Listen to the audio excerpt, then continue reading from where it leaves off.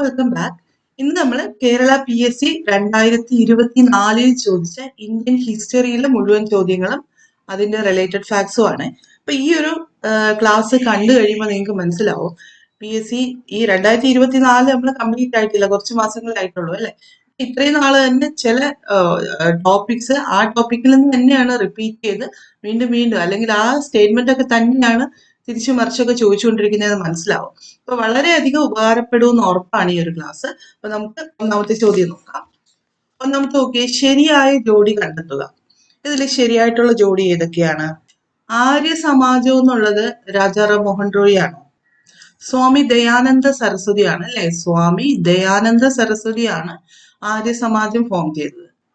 അപ്പൊ രാജാറാം മോഹൻ റോയോ? രാജാറാം മോഹൻ റോയ് ബ്രഹ്മസമാജമാണ്. ബ്രഹ്മസമാജം. അപ്പൊ ഒരുപാട് നമ്മൾ ചോദിച്ചിട്ടുള്ളതാണ് ആര്യ സമാജം ആരാണ് ഫോം ചെയ്തത്, അല്ലെ ബ്രഹ്മസമാജം ഫോം ചെയ്തത് ആരാണെന്നുള്ളത്. അപ്പൊ ഇതിവിടെ തെറ്റാണ്. ബാക്കി Swaraj party Motilal Nehru, Swatantra Party C Rajagopalachari, Ramakrishna Mission Swami Vivekananda, ഇതൊക്കെ ശരിയാണ്. അപ്പൊ 2, 3, 4 ശരി, 1 തെറ്റാണ്. നമ്മുടെ ആൻസർ ഓപ്ഷൻ ബി ആണ്.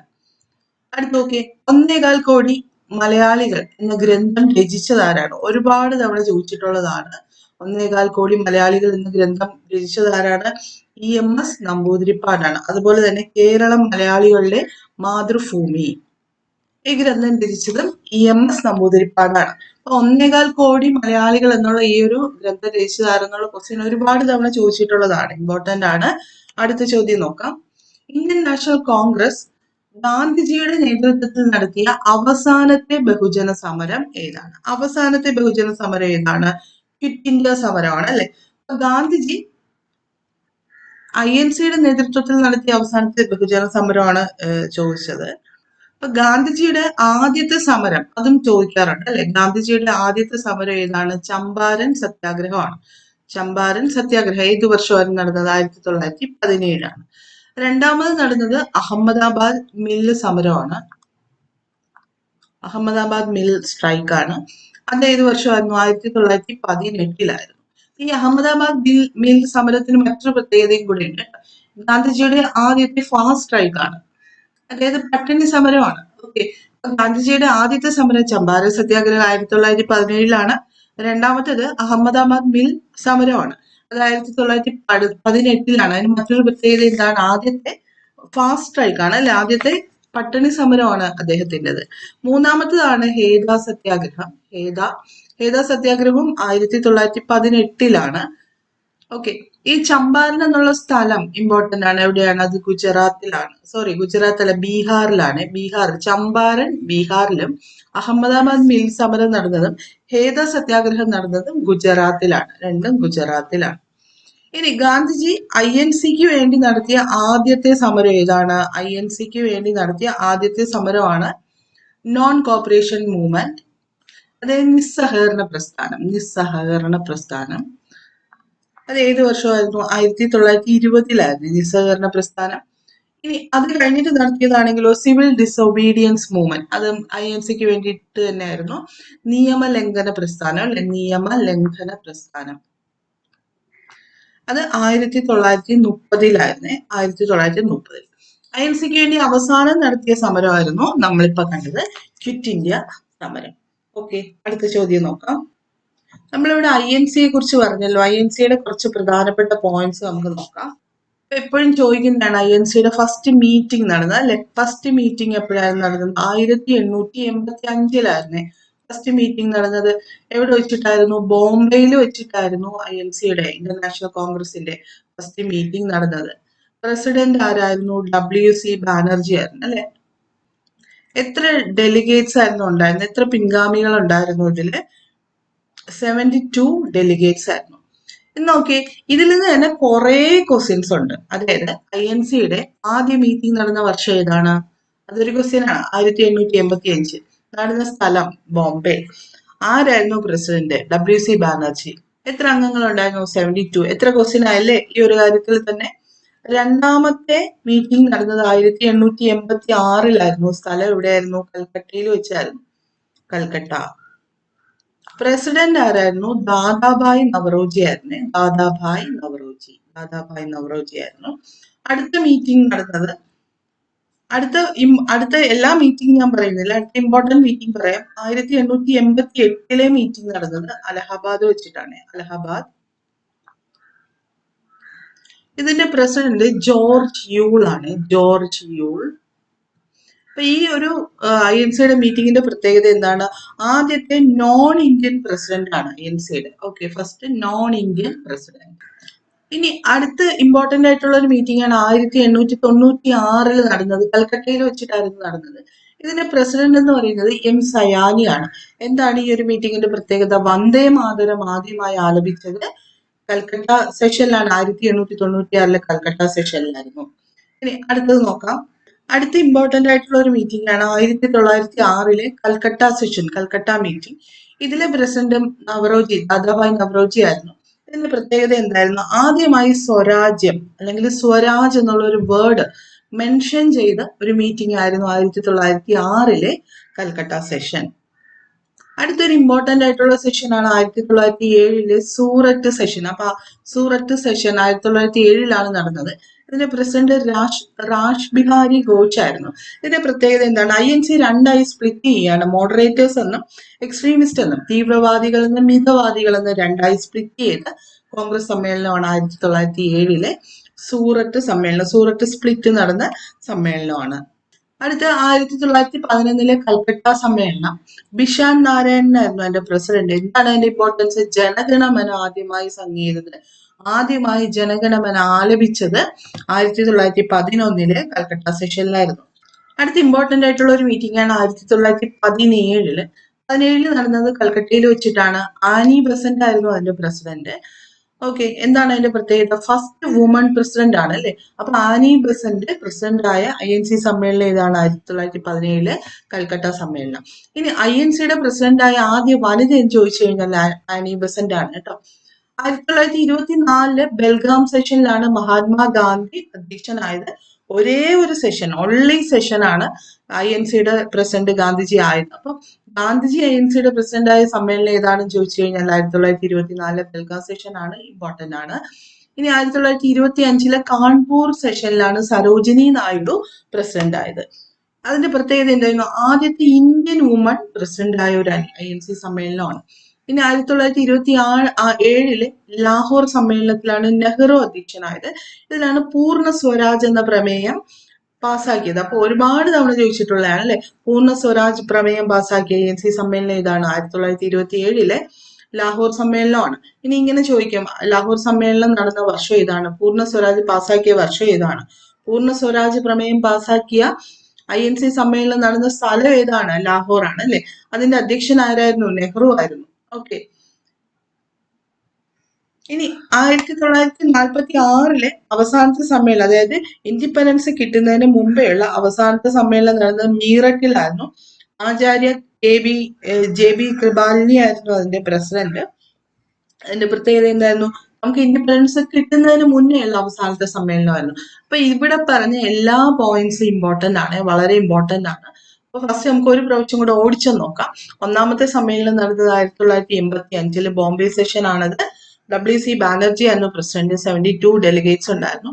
രണ്ടാമത്തെ 1986 കൽക്കട്ട സെഷൻ. ദാദാഭായ് നവറോജി ആയിരുന്നു പ്രസിഡന്റ്. അടുത്ത ഇമ്പോർട്ടന്റ് ആയിട്ടുള്ള ഒരു സെഷൻ 1888 അലഹാബാദ് സെഷനിലായിരുന്നു. അതിന്റെ പ്രസിഡന്റ് ജോർജ് യൂൾ ആയിരുന്നു. അപ്പോ അതിന്റെ പ്രത്യേകത എന്തായിരുന്നു? ഫസ്റ്റ് നോൺ ഇന്ത്യൻ പ്രസിഡന്റ്, ഇന്ത്യക്കാരനല്ലാത്ത ആദ്യത്തെ INC-യുടെ പ്രസിഡന്റ് ആയിരുന്നു ജോർജ് യൂൾ. അപ്പൊ ഇന്ത്യക്കാരനല്ലാത്ത ഒരു പ്രസിഡന്റ് INC-ക്ക് ഉണ്ടായ INC സെഷൻ ഏതാണ്? 1888 അലഹാബാദ് സെഷൻ. 1896 കൽക്കട്ട സെഷന്റെ പ്രസിഡന്റ് M സയാനി ആയിരുന്നു. വന്ദേ മാതരം ആദ്യമായി ആലപിച്ച ഒരു INC സെഷൻ ആയിരുന്നു. ഇമ്പോർട്ടന്റ് ആണ്. അപ്പൊ വന്ദേ മാതരം ആലപിച്ച INC-യുടെ സമ്മേളനം 1896 കൽക്കട്ട സെഷൻ ആയിരുന്നു. M സയാനി ആയിരുന്നു എന്റെ പ്രസിഡന്റ്.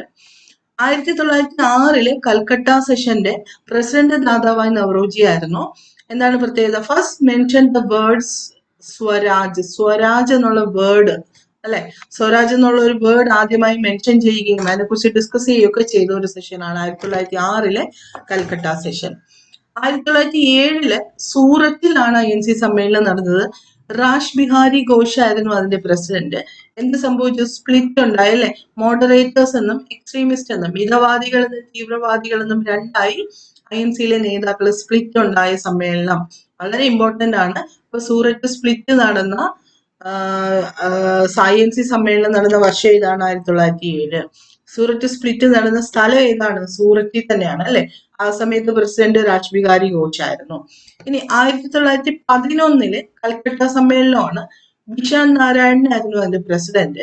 എന്താണ് പ്രത്യേകത? ജനഗണമന ആദ്യമായി ആലപിച്ച കൽക്കട്ട സമ്മേളനമാണ്. ഇമ്പോർട്ടന്റ് ആണ്. ഇപ്പൊ ജനഗണമന ആദ്യമായി ആലപിച്ച കൽക്കട്ട സമ്മേളനം 1911 സമ്മേളനമാണ്.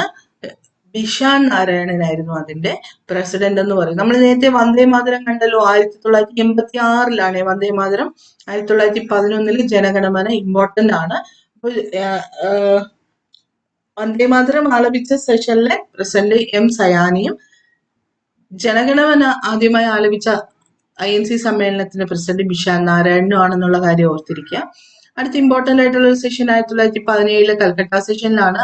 ആനി ബെസന്റ് അതിന്റെ പ്രസിഡന്റ് ആയിരുന്നു. പ്രത്യേകത എന്താണ്?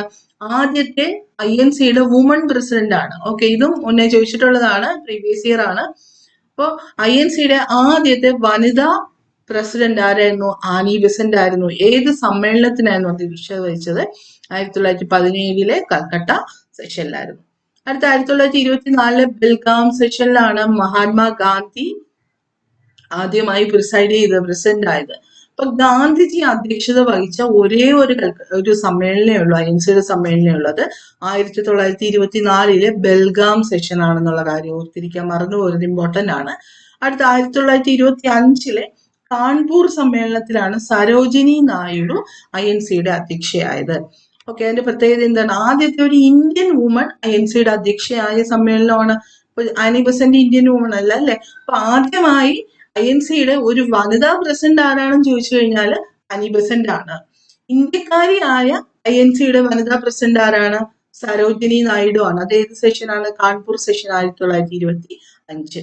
1927 ലാഹോർ സെഷനിലാണ് നെഹ്റു INC-യുടെ പ്രസിഡന്റ് ആയത്. പൂർണ്ണ സ്വരാജ്, ഇന്ത്യക്ക് പൂർണ്ണ സ്വാതന്ത്ര്യം വേണം അല്ലെ, പൂർണ്ണ സ്വരാജ് വേണം എന്നുള്ള പ്രമേയം പാസ്സാക്കിയത് 1927 കാര്യം ഓർത്തിരിക്കുക. അടുത്ത ചോദ്യത്തിലേക്ക് പോവാം. ഇന്ത്യൻ സ്വാതന്ത്ര്യ സമര ചരിത്രത്തിലെ ഗോത്ര കലാപങ്ങളെ കുറിച്ച് കലാപത്തിന് നേതൃത്വം നൽകിയ വ്യക്തി ആരാണ്? രാമൻ നമ്പിയാണ് അല്ലെ, രാമൻ നമ്പി. ഓക്കെ, അപ്പൊ ഗോത്ര കലാപങ്ങളിൽ കുറിച്ച കലാപത്തിന് നേതൃത്വം നൽകിയ രാമൻ നമ്പിയാണ്. ഒരുപാട് തവണ ഇതും ചോദിച്ചിട്ടുള്ളതാണ്. എത്ര ചോദിച്ചാലും PSC-ക്ക് മതി വരുന്നില്ല ഈ ഒരു ക്വസ്റ്റ്യൻ. അപ്പൊ ഇമ്പോർട്ടന്റ് ആണ്. അടുത്ത് നോക്കിയേ, ദേശീയ കാഴ്ചപ്പാടോടുകൂടി പത്രങ്ങൾക്ക് തുടക്കം കുറിച്ച വ്യക്തി. ദേശീയ കാഴ്ചപ്പാടോടുകൂടി, നാഷണലിസം സ്പിരിറ്റില് പത്രങ്ങൾക്ക് തുടക്കം കുറിച്ച വ്യക്തി ആരാണ്? രാജാറാം മോഹൻ റോയ് ആണ് അല്ലെ. അപ്പൊ പത്രങ്ങൾ നമുക്ക് ഇമ്പോർട്ടന്റ് ആണ്. നോക്കിയേ, ഇന്ത്യയിലെ ആദ്യത്തെ ന്യൂസ് പേപ്പർ ഏതാണ്? ആദ്യത്തെ ന്യൂസ് പേപ്പർ ബംഗാൾ ഗസറ്റ് ആണ് കേട്ടോ. ബംഗാൾ ഗസറ്റ് ആണ് ആദ്യത്തെ ന്യൂസ് പേപ്പർ. ആരാണ് അത് ഇറക്കിയത്? Augustus hiki, James Augustus hiki എന്ന് പറയും. അഗസ്റ്റസ് ഹിക്കി ആണ് ഇന്ത്യയിലെ ആദ്യത്തെ ന്യൂസ് പേപ്പറായ ബംഗാൾ ഗസറ്റ് പുറത്തിറക്കുന്നത്. എവിടെ നിന്നായിരുന്നു ഇത്? ബംഗാളിൽ നിന്നുമായിരുന്നു അല്ലെ, ബംഗാളിൽ നിന്ന്. ഇനി മദ്രാസിൽ നിന്നുള്ള ആദ്യത്തെ ന്യൂസ് പേപ്പർ, മദ്രാസിൽ നിന്നുള്ള ആദ്യത്തെ ന്യൂസ് പേപ്പർ ആണെങ്കിൽ മദ്രാസ് കൊറിയർ ആണ്. മദ്രാസ് കൊറിയർ, അത് കേൾക്കുമ്പോൾ തന്നെ നമുക്കറിയാം എവിടെ നിന്നായിരിക്കും? മദ്രാസിൽ നിന്ന് തന്നെ ആയിരിക്കും. ഇനി രാജാറാം മോഹൻ റോയ് ഇറക്കിയ പത്രങ്ങളെയാണ് സമ്പദ് കൗമുദി, പിന്നെ മിറാത്തുൽ അക്ബർ. ഇത് രണ്ടും രാജാറാം മോഹൻ റോയിയുടെ പത്രങ്ങളാണ്. രാജാറാം മോഹൻ റോയിയുടെ പത്രങ്ങളാണ് സമ്പദ് കൗമുദിയും മിറാത്തുൽ അക്ബറും. ഇതില് സമ്പദ് കൗമുദി വീക്ക്ലി ആണ്, ബംഗാളി വീക്ക്ലിയും. മിറാത്തുൽ അക്ബർ ജേണലാണ്, പേർഷ്യൻ ഭാഷയിലെ ജേണലുമാണ്, പേർഷ്യൻ ജേണലാണ്. ഇത് രണ്ടും ഇറക്കിയത് ആരാണ്? രാജാറാം മോഹൻ റോയ് ആണ്. ഇനി ദാദാബായ് നവറോജിയുടെ പത്രമാണ് റാസ് ഗോഫൺ നവറോജി, ദാദാബായ് നവറോജിയുടെയാണ്. അടുത്തൊരു ഇമ്പോർട്ടന്റ് ആയിട്ടുള്ള പത്രമാണ് ഇന്ത്യൻ മിറർ. ദേവേന്ദ്രനാഥ ടാഗോർ ആണ് പുറത്തിറക്കിയത്. ഇതിന്റെ പ്രത്യേകത എന്താണെന്നറിയോ? First Indian daily newspaper. Okay, first Indian daily newspaper ആണ്, ഇംഗ്ലീഷ് ഭാഷയിലായിരുന്നു ഇത് ഇറക്കിയത്. അപ്പൊ ഇന്ത്യയിലെ ആദ്യത്തെ ഡെയിലി ന്യൂസ് പേപ്പർ ഏതാണ്? Indian Mirror. ദേവേന്ദ്രനാഥ ടാഗോർ ആണിത് പുറത്തിറക്കിയത്. ഇനി മദ്രാസ് മെയിൽ എന്ന് പറയുന്ന ന്യൂസ് പേപ്പർ. മദ്രാസ് മെയിൽ ഇന്ത്യയിലെ ആദ്യത്തെ ഈവനിങ് ന്യൂസ് പേപ്പർ. ഓക്കെ, സായാഹ്ന പത്രം എന്നൊക്കെ പറയും പോലെ ഇന്ത്യയിലെ ആദ്യത്തെ ഈവനിങ് ന്യൂസ് പേപ്പർ ആണ് മദ്രാസ് മെയിൽ. ഇനി മറ്റൊരു പത്രമാണ് വന്ദേ മാതരം. വന്ദേ മാതരം പാരീസിലാണ് ഇറക്കിയത് കേട്ടോ. മാഡം ബിക്കാജി കാമ പാരീസിൽ പ്രവർത്തിപ്പിച്ച പത്രമാണ് വന്ദേ മാതരം. ഓക്കെ, അതുപോലെ തന്നെ കോമൺവീല് പ്രവർത്തിപ്പിച്ചത് മദ്രാസിലാണ്. ആനി ബസന്റിന്റെ പത്രമാണ് കോമൺ വീൽ എന്ന് പറയുന്നത്. അപ്പൊ ഇത്രയും നമുക്ക് ഒന്നുകൂടെ നോക്കാം. ബംഗാൾ ഗസറ്റ് ആണ് ഇന്ത്യയിലെ ആദ്യത്തെ ന്യൂസ് പേപ്പർ. ആരാണ് ഇറക്കിയത്? ജെയിംസ് അഗസ്റ്റസ് ഹിക്കിയാണ് ഈ ഒരു ന്യൂസ് പേപ്പർ ഇറക്കിയത്. ഇന്ത്യയിലെ ആദ്യത്തെ ന്യൂസ് പേപ്പർ ആണ്. മദ്രാസ് കൊറിയർ, മദ്രാസിൽ നിന്നുള്ള ആദ്യത്തെ ന്യൂസ് പേപ്പർ ആണ് മദ്രാസ് കൊറിയർ. അടുത്ത രണ്ട് പത്രങ്ങൾ ഇമ്പോർട്ടന്റ് ആണ്, ചോദിക്കാറുള്ളതാണ്. രാജാറാം മോഹൻ റോയി ഇറക്കിയ പത്രങ്ങൾ ഏതൊക്കെയാണ്? സമ്പത്ത് കൗമുദി, മിറാത്തുൽ അക്ബർ. ഓക്കെ, ഇതില് സമ്പത്ത് കൗമുദി എന്ന് പറയുന്നത് വീക്ക്ലി, ഒരു വീക്ക്ലി ആണ്, ബംഗാളി ഭാഷയിലുള്ള ഒരു വീക്ക്ലി ആണ് കേട്ടോ, വീക്ക്ലി. ഇനി മിറാത്തുൽ അക്ബർ ആണെങ്കിൽ പേർഷ്യൻ ജേർണൽ ആണ്. ഓക്കെ, പേർഷ്യൻ ഭാഷയിലെ ഒരു ജേർണൽ ആണ് മിറാത്തുൽ അക്ബർ. അടുത്ത റാസ് കോഫ്റ്റർ എന്ന് പറയുന്നത് ദാദാഭായ് നവറോജി ഇറക്കിയ പത്രമാണ്. അടുത്ത് ഇന്ത്യൻ മിറർ. ഇന്ത്യൻ മിററിന്റെ പ്രത്യേകത എന്താണ്? ദേവേന്ദ്രനാഥ ടാഗോർ ആണ് ഈ ഒരു ന്യൂസ് പേപ്പർ ഇറക്കിയത്. First Indian daily newspaper ആണ്. ഓക്കെ, ഇംഗ്ലീഷ് ഭാഷയിലെ first Indian daily news paper ആയിരുന്ന ഇന്ത്യൻ മിറർ ദേവേന്ദ്രനാഥ ടാഗോർ ആണ് ഈ ഒരു ന്യൂസ് പേപ്പർ ഇറക്കിയത്. മദ്രാസ് മെയിൽ എന്ന് പറയുമ്പോൾ അതിന്റെ പ്രത്യേകത എന്താണ്? ഫസ്റ്റ് ഈവനിങ് ന്യൂസ് പേപ്പർ, ഇന്ത്യയിലെ ആദ്യത്തെ ഈവനിങ് ന്യൂസ് പേപ്പർ ആണ് മദ്രാസ് മെയിൽ. വന്ദേ മാതരം പാരീസിലാണ് ഇറക്കിയത്. ആരാണ്? മാഡം ബിക്കാജി കാമ ഇറക്കിയ ഒരു ന്യൂസ് പേപ്പർ ആണ് വന്ദേ മാതരം. കോമൺ വീൽ എന്ന് പറയുന്നത് മദ്രാസിലാണ്. ആരാണ് ഈ ഒരു ന്യൂസ് പേപ്പർ ഇറക്കിയത്? Annie Besant. അപ്പൊ ആനി ബസന്റിന്റെ പത്രം ഏതാണ്? Commonweal. ഇതൊക്കെ ഈ മാച്ച് ദ ഫോളോയിങ്ങിൽ ചോദിക്കാൻ സാധ്യതയുണ്ട്. അടുത്ത് നോക്കിയേ, യങ് ഇന്ത്യ, സത്യ, നവജീവൻ, ഹരിജൻ. ഇതൊക്കെ ആരുടെ പത്രങ്ങളാണ്? മഹാത്മാഗാന്ധിയുടെയാണ് കേട്ടോ. മഹാത്മാഗാന്ധിയുടെ പത്രങ്ങളാണ് യങ് ഇന്ത്യ, സത്യ, നവജീവൻ, ഹരിജൻ. ഇനി ബഹിഷ്കൃത് ഭാരത്. ബഹിഷ്കൃത് ഭാരത് ആരുടെയാണ്? അംബേദ്കറിന്റെയാണ്. ഓക്കെ, അംബേദ്കറിന്റെ ന്യൂസ് പേപ്പർ ആണ് ബഹിഷ്കൃത് ഭാരത്. ഇനി നാഷണൽ ഹെറാൾഡ് ആണെങ്കിലോ നെഹ്റുവിന്റെ പത്രമാണ് നാഷണൽ ഹെറാൾഡ്. അപ്പൊ യങ് ഇന്ത്യ, സത്യ, നവജീവൻ, ഹരിജൻ ഇതൊക്കെ ആരുടെയാണ്? മഹാത്മാഗാന്ധിയുടെയും. ബഹിഷ്കൃത് ഭാരത് അംബേദ്കറിന്റെയും. നാഷണൽ ഹെറാൾഡ് എന്ന പത്രം ആരുടെയാണ്? നെഹ്റുവിന്റെയാണ്. ഓക്കെ, അപ്പൊ നമ്മുടെ ക്വസ്റ്റ്യൻ ഇവിടെ ഇതായിരുന്നു. ദേശീയ കാഴ്ചപ്പാടോടുകൂടി പത്രങ്ങൾക്ക് തുടക്കം കുറിച്ച വ്യക്തി ആരാണ്? രാജാറാം മോഹൻ റോയി. അപ്പൊ അടുത്ത ചോദ്യത്തിലേക്ക് പോകും. അടുത്ത നോക്കിയേ, അന്തർദേശീയ സാഹോദര്യത്തിന് ഊന്നൽ നൽകാൻ ലക്ഷ്യമിട്ട് രവീന്ദ്രനാഥ ടാഗോർ സ്ഥാപിച്ച സർവകലാശാല ഏതാണ്? വിശ്വഭാരതി സർവകലാശാല. പണ്ടേ ഉള്ള ഒരു ക്വസ്റ്റ്യൻ ആണ്, പക്ഷെ ഇപ്പോഴും ഇമ്പോർട്ടന്റ് ആണ്. ഓക്കെ, അന്തർദേശീയ സാഹോദര്യത്തിന് ഊന്നൽ നൽകാൻ ലക്ഷ്യമിട്ട് രവീന്ദ്രനാഥ ടാഗോർ സ്ഥാപിച്ച സർവകലാശാല ഏതാണ്? വിശ്വഭാരതി സർവകലാശാല. അടുത്ത്, ജാലിയൻ വാലാബാഗ് കൂട്ടക്കൊല നടന്ന വർഷം ഏതാണ്? ഏത് വർഷത്തിലായിരുന്നു? 1919 അല്ലെ ജാലിയൻ വാലാബാഗ് കൂട്ടക്കൊല നടന്നത്. അതുപോലെ തന്നെ കുറച്ച് ഇമ്പോർട്ടന്റ് ആയിട്ടുള്ള വർഷങ്ങളും കൂടെ നോക്കാം. ഫസ്റ്റ്, ചമ്പാരൻ സത്യാഗ്രഹം നടന്നത്. ചമ്പാരൻ സത്യാഗ്രഹം നടന്ന വർഷം ഏതാണ്? 1917. നമ്മൾ നേരത്തെ പറഞ്ഞു ബീഹാറിലാണ് ചമ്പാരൻ എന്ന് പറഞ്ഞു. ഇനി അതുപോലെ തന്നെ അഹമ്മദാബാദ് മിൽ സമരം നടന്ന എന്നാണ്? 1918. ഹേദ സത്യാഗ്രഹം നടന്നതാണെങ്കിലോ അതും 1918. നമ്മൾ നേരത്തെ പറഞ്ഞു ചമ്പാരൻ ബീഹാറിലും അഹമ്മദാബാദ് മിൽ സമരം നടന്നതും ഹേദ സത്യാഗ്രഹം നടന്നതും ഗുജറാത്തിലാണെന്ന് നമ്മൾ പറഞ്ഞു. ഇനി നോൺ കോപ്പറേഷൻ മൂവ്മെന്റ് അല്ലെങ്കിൽ നിസ്സഹകരണ പ്രസ്ഥാനം നടന്നത് 1920. ഇനി അടുത്ത സിവിൽ ഡിസൊബീഡിയൻസ് മൂവ്മെന്റ് അല്ലെങ്കിൽ നിയമലംഘന പ്രസ്ഥാനം നടന്നത് 1930. ഇനി ക്വിറ്റ് ഇന്ത്യ സമരം നടന്നതാണെങ്കിലോ ക്വിറ്റ് ഇന്ത്യ സമരം നടന്നത് 1942. ഓക്കെ, ഈ വർഷങ്ങളൊക്കെ എപ്പോഴും ചോദിക്കാറുള്ളതാണ്, ഇമ്പോർട്ടന്റ് ആണ്, എങ്ങനെയെങ്കിലും ഒക്കെ കണക്ട് ചെയ്ത് പഠിച്ചേ പറ്റുള്ളൂ. ചമ്പാരൻ സത്യാഗ്രഹം ഗാന്ധിജിയുടെ ആദ്യത്തെ സത്യാഗ്രഹമാണ്. ചമ്പാരൻ എന്ന് പറഞ്ഞ ബീഹാറിലാണ് 1917 നടന്നത്. അഹമ്മദാബാദ് മിൽ സമരം ഞാൻ നേരത്തെ പറഞ്ഞു ഗാന്ധിജിയുടെ ആദ്യത്തെ ഫാസ്റ്റ് സ്ട്രൈക്ക് ആണ് അല്ലെ, 1918 നടന്നത്. ഹേദ 1918 ഈ ഹേദയും അഹമ്മദാബാദ് മിൽ സമരവും ഗുജറാത്തിലാണെന്ന് നമ്മൾ പറഞ്ഞു. നോൺ കോപ്പറേഷൻ മൂവ്മെന്റ് നടന്നത് 1920. നോൺ കോപ്പറേഷൻ മൂവ്മെന്റ് പ്രത്യേകത എന്താണ്? INCക്ക് വേണ്ടി ഗാന്ധിജിയുടെ ആദ്യ സമരമാണ് non cooperation movement. Civil disobedience movement 1930-ലാണ്. ഈ ഇടയ്ക്ക് വേറൊരു ക്വസ്റ്റ്യൻ കണ്ടു, ഏത് ഉപ്പ് സത്യാഗ്രഹം ഇതിലേത് പ്രസ്ഥാനമായിട്ട് ഏത് സ്ട്രൈക്കുമായിട്ട് ബന്ധമുള്ളതാണ്? സിവിൽ ഡിസൊബീഡിയൻസ് മൂവ്മെന്റ് ആണ് അല്ലെ. ഇനി ഗാന്ധിജി INCയുടെ നേതൃത്വത്തിൽ നടത്തിയ അവസാന സമരം ഏതാണ്? ക്വിറ്റ് ഇന്ത്യ സമരം. അത് ഏത് വർഷമായിരുന്നു? 1942. ഓക്കെ, നമ്മളിപ്പോ പറഞ്ഞത് ജാലിയൻ വാലാബാഗ് കൂട്ടക്കൊല നടന്ന വർഷം 1919. അടുത്ത ചോദ്യം നോക്കാം. ബ്രിട്ടീഷ് കാലഘട്ടത്തിൽ ഇന്ത്യൻ സമ്പദ് വ്യവസ്ഥയിലുണ്ടായ തകർച്ചയെ വെളിപ്പെടുത്തുന്ന ചോർച്ച സിദ്ധാന്തം ആരുടെ സംഭാവനയാണ്? കഴിഞ്ഞ ഒരു 10 വർഷത്തെ ക്വസ്റ്റ്യനൊക്കെ എടുത്തു പോയി കഴിഞ്ഞാൽ ഒരുപാട് തവണ വീണ്ടും വീണ്ടും ചോദിച്ചിട്ടുണ്ട്. ചോർച്ച സിദ്ധാന്തം ആരുടെ സംഭാവനയാണ്? അല്ലെങ്കിൽ ദാദാഭായ് നവറോജിയുമായി ബന്ധപ്പെട്ട പ്രസ്താവനകൾ താഴെ കൊടുത്തിരിക്കുന്നു, തിരഞ്ഞെടുക്കുക. അതിൽ തന്നെ ചോർച്ച സിദ്ധാന്തമാണ്. ഇങ്ങനെ തിരിച്ചും അങ്ങോട്ടും മറിച്ചും ഒക്കെ ഒരുപാട് തവണ ചോദിക്കുന്നുണ്ട്. ആൻസർ ഏതാണ്? ദാദാഭായ് നവറോജിയാണ്. അടുത്ത് നോക്കാം. സാരെ ജഹാസെ അച്ഛ ഹിന്ദുസ്ഥാൻ ഹമാര എന്ന ഗാനത്തിന്റെ രചയിതാവ് ആരാണ്? അല്ലാമ മുഹമ്മദ് ഇക്ബാൽ ആണ്. അല്ലാമ മുഹമ്മദ് ഇക്ബാൽ ആണ് സാരെ ജഹാസെ അച്ഛ ഹിന്ദുസ്ഥാൻ ഹമാര എന്ന ഗാനത്തിന്റെ രചയിതാവ്. അടുത്ത്, സ്വാതന്ത്ര്യാനന്തര ഇന്ത്യയുടെ സാമ്പത്തികമായ ആധുനികവൽക്കരണത്തിൽ സുപ്രധാന പങ്കുവഹിച്ച ഏറ്റവും വലിയ വിവിധോദ്ദേശ പദ്ധതി ഏതാണ്? ഫക്രാനങ്കൽ പദ്ധതിയാണ്. ഫക്രാനങ്കൽ പദ്ധതി.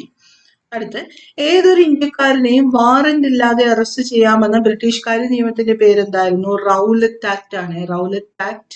എന്താണ് റൗലറ്റ് ആക്ടിന്റെ പ്രത്യേകത? ഏതൊരു ഇന്ത്യക്കാരനെയും വാറന്റ് ഇല്ലാതെ അറസ്റ്റ് ചെയ്യാമെന്ന ബ്രിട്ടീഷുകാരി നിയമത്തിന്റെ പേരാണ് റൗലറ്റ് ആക്ട്. അടുത്ത് നോക്കി, ഇന്ത്യൻ സ്വാതന്ത്ര്യ സമരത്തിന്റെ അന്തിമ ലക്ഷ്യം പൂർണ്ണ സ്വരാജ് ആണെന്ന് പ്രഖ്യാപിച്ച കോൺഗ്രസ് സമ്മേളനം ഏതായിരുന്നു? ലാഹോർ സമ്മേളനം. നമ്മൾ നേരത്തെ കണ്ടു അല്ലെ. ഓരോ സമ്മേളനവും അതിന്റെ പ്രത്യേകതകളൊക്കെ എന്താണെന്ന് നമ്മൾ കണ്ടു. നിങ്ങൾ നോട്ട് ചെയ്തിട്ടുണ്ടാവും ഞാൻ വിശ്വസിക്കുന്നു. അപ്പൊ ലാഹോർ സമ്മേളനം നടന്നത് എപ്പോഴാണ്? 1929-ലാണ്. ആരായിരുന്നു അതിന്റെ പ്രസിഡന്റ്? നെഹ്റു ആയിരുന്നു അല്ലെ. ജവഹർലാൽ നെഹ്റു ആയിരുന്നു അതിന്റെ പ്രസിഡന്റ്. ഓക്കെ, പൂർണ്ണ സ്വരാജ് എന്ന് പറയുന്ന പ്രമേയം പാസ്സാക്കിയത് 1929-ലാണ്. നമ്മൾ അതുപോലെ തന്നെ കണ്ടു, ഗാന്ധിജി ഒരേ ഒരു സെഷനിൽ മാത്രമേ പ്രിസൈഡ് ചെയ്തിട്ടുള്ളത്. ഈ സെഷനായിരുന്നു 1924 ബെൽഗാം സെഷനിലായിരുന്നു അല്ലെ. അതുപോലെ തന്നെ വന്ദേ മാതരം ആലപിച്ചത് ഏത് സെഷനിലായിരുന്നു? 1896 കൽക്കട്ട സെഷനിലും ജനഗണമന ആദ്യമായി ആലപിച്ചത് 1911 കൽക്കട്ട സെഷനിലുമാണെന്നുള്ള കാര്യം ഓർത്തിരിക്കുക. അപ്പൊ വന്ദേ മാതരവും ജനഗണമനയും ആലപിച്ചത് കൽക്കട്ട സെഷനുകളിലാണ്. ഓക്കെ, അതില് വന്ദേ മാതരം 1896 കൽക്കട്ട സെഷനിലും ജനഗണമന 1911 കൽക്കട്ട സെഷനിലാണെന്ന് ഓർത്തിരിക്കണം. അടുത്ത് നോക്കാം. ഗാന്ധിജിയുടെ നേതൃത്വത്തിൽ ഇന്ത്യൻ നാഷണൽ കോൺഗ്രസ് നടത്തിയ ആദ്യത്തെ ദേശീയ പ്രക്ഷോഭം ഏതാണ്? ഇന്ത്യൻ നാഷണൽ കോൺഗ്രസ് നടത്തിയ ഗാന്ധിജിയുടെ നേതൃത്വത്തിൽ ആദ്യത്തെ പ്രക്ഷോഭം നമ്മൾ കുറെ പ്രാവശ്യം ഇപ്പൊ തന്നെ പറഞ്ഞാൽ നിസ്സഹകരണ പ്രസ്ഥാനമാണ്. അടുത്ത്, ഫോർവേഡ് ബ്ലോക്ക് എന്ന രാഷ്ട്രീയ പാർട്ടിക്ക് രൂപം നൽകിയത് ആരാണ്? ഫോർവേഡ് ബ്ലോക്ക് എന്ന രാഷ്ട്രീയ പാർട്ടിക്ക് രൂപം നൽകിയത് ആരാണ്? സുഭാഷ് ചന്ദ്രബോസ് ആണ് അല്ലെ. സുഭാഷ് ചന്ദ്രബോസ്. അടുത്ത്, ഇന്ത്യയുടെ വടക്ക് പടിഞ്ഞാറൻ പ്രദേശങ്ങളിൽ നിരവധി സമരങ്ങൾക്ക് നേതൃത്വം നൽകുകയും ദ്വിരാഷ്ട്രവാദത്തെയും ഇന്ത്യയുടെ വിഭജനത്തെയും എതിർക്കുകയും ചെയ്ത നേതാവ്. പിന്നീട് ഇന്ത്യ ഗവൺമെന്റിന്റെ പരമോന്നത ബഹുമതിയായ ഭാരതരത്ന ലഭിക്കുകയും ചെയ്ത വ്യക്തി ആരാണ്? ഓക്കെ, വടക്ക് പടിഞ്ഞാറൻ പ്രദേശങ്ങളിലെ നിരവധി സമരങ്ങൾക്ക് നേതൃത്വം നൽകി എന്ന് പറയുമ്പോൾ തന്നെ നമുക്കറിയാം അല്ലെ, അതിർത്തി ഗാന്ധി എന്ന് അറിയപ്പെടുന്ന ആരാണ്? ഖാൻ അബ്ദുൽ ഖാഫർ ഖാനെ കുറിച്ചാണ് ഇത് പറയുന്നത്. ഓക്കെ, ഇതും ഒരുപാട് തവണ ചോദിച്ചിട്ടുള്ള ഒരു കാര്യമാണ്, ഇമ്പോർട്ടന്റ് ആണ്. അടുത്ത് നോക്കാം. ചുവടെ തന്നിരിക്കുന്നവരിൽ ആരാണ് ഇന്ത്യൻ സമര കാലഘട്ടത്തിലെ മിതവാദി നേതാക്കളിൽ ഉൾപ്പെടാത്തത് മിതവാദികളിൽ ഉൾപ്പെടാത്തതാണ് ചോദിക്കുന്നത്. മിതവാദികളില് WC ബാനർജി, ഫിറോസ് ഷാ മേത്ത, ഗോപാലകൃഷ്ണയൊക്കെ ഗോഖലെയൊക്കെ ഉൾപ്പെടുന്നതാണ്. ബാലഗംഗാധര തിലക് മിതവാദിയല്ല, എക്സ്ട്രീമിസ്റ്റ് ആണ്, എക്സ്ട്രീമിസ്റ്റ് നേതാവാണ്. ഓക്കെ, ഈ ഒരു ഏരിയയും എപ്പോഴും ചോദിക്കുന്നതാണ്. ഈ ഒരു ക്വസ്റ്റ്യൻ തന്നെ ചോദിക്കണമെന്നില്ല, റിലേറ്റ് ചെയ്ത് എന്തെങ്കിലുമൊക്കെ ചോദിക്കാം കേട്ടോ, ഇമ്പോർട്ടന്റ് ആണ്. അപ്പൊ നമുക്കറിയാം INC സെഷനില് ഈ നേതാക്കളെല്ലാം നമ്മൾ ഈ പറയുന്ന മിതവാദികളും തീവ്രവാദികളും മോഡറേറ്റേഴ്സും എക്സ്ട്രീമിസ്റ്റും ഒക്കെ INCയിലെ മെമ്പേഴ്സ് തന്നെയായിരുന്നു. ഓക്കെ, അപ്പോൾ ഇവരുടെ വ്യക്തിപരമായ അഭിപ്രായങ്ങളിലാണ് വ്യത്യാസം ഉണ്ടായത്. അങ്ങനെയാണ് 1907 സൂറത്തിൽ വെച്ചിട്ട്, സൂറത്ത് സ്പ്ലിറ്റ് നടക്കുന്നു നമ്മൾ പഠിച്ചു അല്ലെ. സൂറത്ത് സ്പ്ലിറ്റ് നടക്കുമ്പോഴുള്ള പ്രസിഡന്റ് ആരായിരുന്നു? രാജ് ബിഹാരി ഘോഷ് ആയിരുന്നു നമ്മൾ പറഞ്ഞു. അങ്ങനെ കോൺഗ്രസ് മോഡറേറ്റേഴ്സ് എന്നും എക്സ്ട്രീമിസ്റ്റ് എന്ന രണ്ടായിട്ട് സ്പ്ലിറ്റ് ചെയ്യുകയാണ്. ഓക്കെ, അപ്പൊ ഈ രണ്ട് ടൈപ്പ് നേതാക്കളിൽ, അതായത് മോഡറേറ്റേഴ്സും എക്സ്ട്രീമിസ്റ്റും, ഇവർ തമ്മിലുള്ള വ്യത്യാസം എന്ന് പറഞ്ഞാല് മോഡറേറ്റേഴ്സ് അല്ലെങ്കിൽ മിതവാദികൾക്ക് ബ്രിട്ടീഷ് ഭരണം നിൽക്കെ തന്നെ ഇന്ത്യക്കാർക്ക് കൂടുതൽ സ്വാതന്ത്ര്യം വേണം, ഓക്കെ, കൂടുതൽ സ്വാതന്ത്ര്യം വേണം എന്ന് ആഗ്രഹിച്ചവരായിരുന്നു ഈ മിതവാദികൾ. ഓക്കെ, അല്ലെങ്കിൽ ബ്രിട്ടീഷുകാർ ഭരിച്ചോട്ടെ, അതിനുള്ളിൽ തന്നെ നമുക്കൊരു സെൽഫ് ഗവേണൻസിന് അനുവാദം വേണം, അങ്ങനെയായിരുന്നു മോഡറേറ്റേഴ്സ് ആദ്യം ചിന്തിച്ചത്. പക്ഷെ എക്സ്ട്രീമിസ്റ്റ് ആണെങ്കിലോ പൂർണ്ണ സ്വാതന്ത്ര്യം ഏത് രീതിയിലാണെങ്കിലും ബ്രിട്ടീഷുകാരെ ഇവിടെ നിന്ന് പറഞ്ഞയച്ചിട്ട് നമുക്ക് പൂർണ്ണ സ്വാതന്ത്ര്യം വേണമെന്ന് ആഗ്രഹിച്ചവരായിരുന്നു എക്സ്ട്രീമിസ്റ്റ്. ഇനി മോഡറേറ്റേഴ്സിലെ കൂടുതലും നേതാക്കൾ എന്ന് പറയുമ്പോൾ സെമീൻദാസും മിഡിൽ ക്ലാസ് പീപ്പിൾസും ഒക്കെ ആയിരുന്നു മോഡറേറ്റേഴ്സിലുള്ളത്. എക്സ്ട്രീമിസ്റ്റിലാണെങ്കിലോ എഡ്യൂക്കേറ്റഡ് ആയിട്ടുള്ള മിഡിൽ ക്ലാസ് ആയിരുന്നു എക്സ്ട്രീമിസ്റ്റിൽ ഉണ്ടായിരുന്നത്. ഈ മോഡറേറ്റേഴ്സിന്റെയും എക്സ്ട്രീമിസ്റ്റിന്റെയും മറ്റൊരു പ്രത്യേകത എന്ന് പറഞ്ഞു കഴിഞ്ഞാൽ മോഡറേറ്റേഴ്സിന്റെ ഐഡിയോളജി, അതായത് അവര് ഈ ഒരു സ്വാതന്ത്ര്യത്തിന് വേണ്ടി അവർ പോരാടുകയാണ്, ഇതിനുള്ള ഐഡിയോളജി, മോഡറേറ്റേഴ്സിന്റെ ഐഡിയോളജി എന്ന് പറഞ്ഞാൽ വെസ്റ്റേൺ ഐഡിയോളജി ആയിരുന്നു. ഓക്കെ, വെസ്റ്റേൺ ഐഡിയോളജി ആയിരുന്നു. പക്ഷെ എക്സ്ട്രീമിസ്റ്റ് ആണെങ്കിൽ പ്യുവർ ഇന്ത്യൻ കൾച്ചർ റിലേറ്റഡ് ആയിട്ടുള്ള, Indian historical and culture related ആയിട്ടുള്ള ഐഡിയോളജി ആയിരുന്നു എക്സ്ട്രീമിസ്റ്റിന് ഉണ്ടായിരുന്നത്. അപ്പൊ ഇത്രയും കാര്യങ്ങൾ ഇമ്പോർട്ടന്റ് ആണ്. അപ്പൊ നേതാക്കൾ ആരൊക്കെയാണ്? മോഡറേറ്റേഴ്സിലെ പ്രധാനപ്പെട്ട നേതാക്കൾ എന്ന് പറയുമ്പോൾ ഒന്ന് മദൻ മോഹൻ മാളവ്യ, പിന്നെ MG റെനാഡെ, ഗോപാലകൃഷ്ണ ഗോഖലെ, ദാദാഭായ് നവറോജി, സുരേന്ദ്രനാഥ ബാനർജി, ഇവരൊക്കെ മോഡറേറ്റേഴ്സിലെ ലീഡേഴ്സ് ആയിരുന്നു. ഇമ്പോർട്ടന്റ് ആണ്, ഇതിലുള്ള ലീഡേഴ്സിനെ തന്നിട്ട് മിതവാദികളിൽ ഉൾപ്പെടുന്നത് ഏതാണ്, ഉൾപ്പെടാത്തത് ഏതാണെന്നൊക്കെ ചോദിക്കാം. അപ്പൊ ആരൊക്കെയാണ് മോഡറേറ്റേഴ്സിലുള്ള നേതാക്കൾ? ഇപ്പൊ തന്നെ പഠിച്ചു പോക്കും. മദൻ മോഹൻ മാളവ്യ, MG റെനാഡെ, ഗോപാലകൃഷ്ണ ഗോഖലെ, ദാദാഭായ് നവറോജി, സുരേന്ദ്രനാഥ ബാനർജി, ഇവരൊക്കെയായിരുന്നു മോഡറേറ്റേഴ്സിൽ വരുന്ന പ്രധാനപ്പെട്ട നേതാക്കൾ. ഇനി എക്സ്ട്രീമിസ്റ്റിലെ നേതാക്കൾ ആരൊക്കെയാണെന്ന് നോക്കാം. ലാല ലജ്പത് റായ്, ലോകമാന്യ തിലക്, ബിപിൻ ചന്ദ്രപാൽ, അരബിന്ദോ ഘോഷ്, അശ്വിനി കുമാർ ദത്ത്, ഇവരൊക്കെ തീവ്രവാദികൾ അല്ലെങ്കിൽ എക്സ്ട്രീമിസ്റ്റ് ഗ്രൂപ്പിലുള്ള നേതാക്കളായിരുന്നു. ഓക്കെ ആണല്ലോ. അപ്പൊ അടുത്ത ചോദ്യം നോക്കാം. ഒരു നാൾ നമ്മുടെ വായിൽ പതിക്കാൻ പോകുന്ന ഒരു ചെറിപ്പഴം എന്ന് ഡൽഹൌസി വിശേഷിപ്പിച്ചത് ഏത് പ്രദേശത്തെയായിരുന്നു? അവധിനെയായിരുന്നു അല്ലെ, അവധിനെ. ഓക്കെ, അവധിനെയാണ് ഒരു നാൾ നമ്മുടെ വായിൽ പതിക്കാൻ പോകുന്ന ചെറിപ്പഴം എന്ന് ഡൽഹൌസി വിശേഷിപ്പിച്ചത്. അടുത്ത് നോക്കാം. ചുവടെ കൊടുത്തിരിക്കുന്നവയിൽ ഇന്ത്യൻ നാഷണൽ കോൺഗ്രസിന്റെ 1929 ലാഹോർ സമ്മേളനവുമായി ബന്ധപ്പെടാത്ത തീരുമാനങ്ങൾ കണ്ടെത്തുക. ബന്ധപ്പെടാത്ത തീരുമാനങ്ങളാണ്. 1929 സമ്മേളനത്തിന്റെ പ്രത്യേകത എന്താണ്? നമ്മൾ നേരത്തെ തന്നെ പഠിച്ചു അല്ലെ. നെഹ്റു അധ്യക്ഷത വഹിച്ച ഒരേ ഒരു സമ്മേളനം 1929 ലാഹോർ സമ്മേളനമാണ്. ഓക്കെ, നെഹ്റു അധ്യക്ഷത വഹിച്ച സമ്മേളനമാണ്. എവിടെ വെച്ചിട്ടായിരുന്നു? ലാഹോറിൽ വെച്ചിട്ടായിരുന്നു. എന്തായിരുന്നു അതിന്റെ പ്രത്യേകത? പൂർണ്ണ സ്വരാജ് പ്രമേയം പാസാക്കിയ സമ്മേളനമാണ്. ഇത്രയും കാര്യങ്ങൾ നമ്മൾ ഇതിനു മുന്നേ തന്നെ 2-3 തവണ പറഞ്ഞു. അപ്പൊ ഇത് മനസ്സിൽ വെച്ചുകൊണ്ട് ഈ ഒരു സമ്മേളനവുമായി ബന്ധപ്പെടാത്ത കാര്യങ്ങളാണ് കാണേണ്ടത്. ഫസ്റ്റ് നോക്കി, ജവഹർലാൽ നെഹ്റു കോൺഗ്രസിന്റെ പ്രസിഡന്റ് ആയി. അത് ശരിയാണ് അല്ലെ. പൂർണ്ണ സ്വരാജ് ആണ് കോൺഗ്രസിന്റെ ലക്ഷ്യം എന്ന് പറഞ്ഞു, ശരിയല്ലേ. നിസ്സഹകരണ സമരം ആരംഭിക്കുക എന്ന് പറഞ്ഞോ? ഓക്കെ, നിസ്സഹകരണ പ്രസ്ഥാനമൊക്കെ ഇതിനു മുന്നേ അല്ലേ? ഓക്കെ, നിസ്സഹകരണ പ്രസ്ഥാനം നടന്ന വർഷം നമ്മൾ കണ്ടു അല്ലെ. 1920 നിസ്സഹകരണ പ്രസ്ഥാനം. 1930 എന്ത്? നിയമലംഘന പ്രസ്ഥാനം. 1942 ക്വിറ്റ് ഇന്ത്യ മൂവ്മെന്റ് എന്നൊക്കെ നമ്മൾ പഠിച്ചു. ഓക്കെ, അപ്പൊ നിസ്സഹകരണ പ്രസ്ഥാനം ആരംഭിക്കുക എന്നുള്ളത് 1920 നടന്ന ആ ഒരു പ്രസ്ഥാനത്തിന് 1929 പറയില്ല, അപ്പൊ അത് തെറ്റാണ്. ഇനി 1930 ജനുവരി 26 സ്വാതന്ത്ര്യ ദിനമായി ആഘോഷിക്കണമെന്ന് പറഞ്ഞു, അത് ശരിയാണ്. ഓക്കെ, അപ്പൊ ഇവിടെ തെറ്റ് ഏതാണ്? 3 മാത്രമാണ് തെറ്റ്. നമുക്ക് തെറ്റായതല്ലേ കാണേണ്ടത്. അപ്പൊ ഏതാണ് ആൻസർ? ഓപ്ഷൻ എ ആണ്, 3 മാത്രം എന്നുള്ളതാണ് ഇവിടുത്തെ ആൻസർ. അടുത്ത് നോക്കാം. 1921 താഴെ പറയുന്നവയിൽ ഏത് സംഭവത്തിന്റെ ശതാബ്ദി വർഷമാണ്? ഏത് സംഭവത്തിന്റെയാണ്? വാഗൺ ട്രാജഡിയുടെയാണ് കേട്ടോ. 1921 ഏത് സംഭവത്തിന്റെ ശതാബ്ദി വർഷമാണ്? വാഗൺ ട്രാജഡിയുടെയാണ്. അടുത്ത് നോക്കാം. താഴെ പറയുന്ന ജോഡികൾ പരിഗണിക്കുക. ഇതില് ഏത് ജോഡിയൊക്കെയാണ് ചേരുന്നത്? കുടി അരശം എന്നുള്ളത് EV രാമസ്വാമി നായ്ക്കർ, അത് ശരിയായ ഒരു ജോഡിയാണ്. അതുപോലെ തന്നെ വിവേകവർത്തിനി വീരേശ ലിംഗത്തിന്റെയാണ്. ഗുലാംഗിരി ജ്യോതിറാവ് ഫൂലെയുടെയാണ്. അപ്പൊ 1, 2, 3 ശരിയാണ്. സമ്പത്ത് കൗമുദി ശ്രീനാരായണ ഗുരുവിന്റെ അല്ലേ, അത് തെറ്റാണ്. അപ്പൊ 1, 2, 3 ശരി. ഓപ്ഷൻ ബി ആണ് ആൻസർ. അടുത്ത് താഴെ കൊടുത്തിരിക്കുന്നവയെ കാലഗണന അടിസ്ഥാനത്തിൽ ക്രമീകരിക്കുക. ഓക്കെ, ഫസ്റ്റ് ഫ്രഞ്ച് വിപ്ലവം നടന്നത് 1781 ഇംഗ്ലണ്ടിലെ മഹത്തായ വിപ്ലവം അല്ലെങ്കിൽ the great revolution in England നടന്നത് 1689 റഷ്യൻ റവല്യൂഷൻ നടന്നത് 1923 അമേരിക്കൻ സ്വാതന്ത്ര്യ സമരം നടന്നത് 1765 അപ്പൊ ഇതിനെ കാലഗണന അടിസ്ഥാനത്തിൽ ക്രമീകരിക്കണം.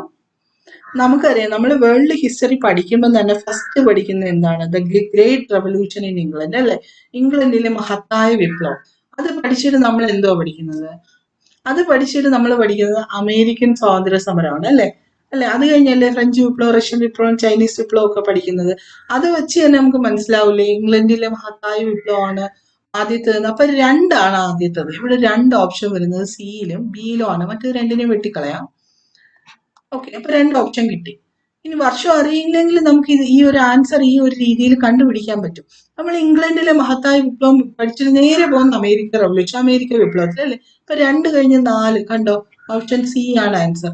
അത് കഴിഞ്ഞു വരുന്നതാണ് ഫ്രഞ്ച് വിപ്ലവം, അത് കഴിഞ്ഞു വരുന്നതാണ് റഷ്യൻ വിപ്ലവം. ഓക്കെ, അപ്പൊ ഇത്തരത്തിൽ നമുക്ക് ആൻസർ അറിയില്ല എങ്കിലും ഒരു എലിമിനേഷൻ ടെക്നിക് ഉപയോഗിച്ച് ഇത്തരത്തിൽ നമുക്ക് ആൻസർ കണ്ടുപിടിക്കാൻ പറ്റും. നോക്കുമ്പോൾ ഇതിന്റെ വർഷങ്ങളൊന്നും അറിയില്ല, അതുകൊണ്ട് ഈ ഒരു ക്വസ്റ്റ്യൻ പോട്ടേയും ചിന്തിക്കേണ്ട, എന്തെങ്കിലും ഒരു ഐഡിയ കിട്ടുമെന്ന് നോക്കണം.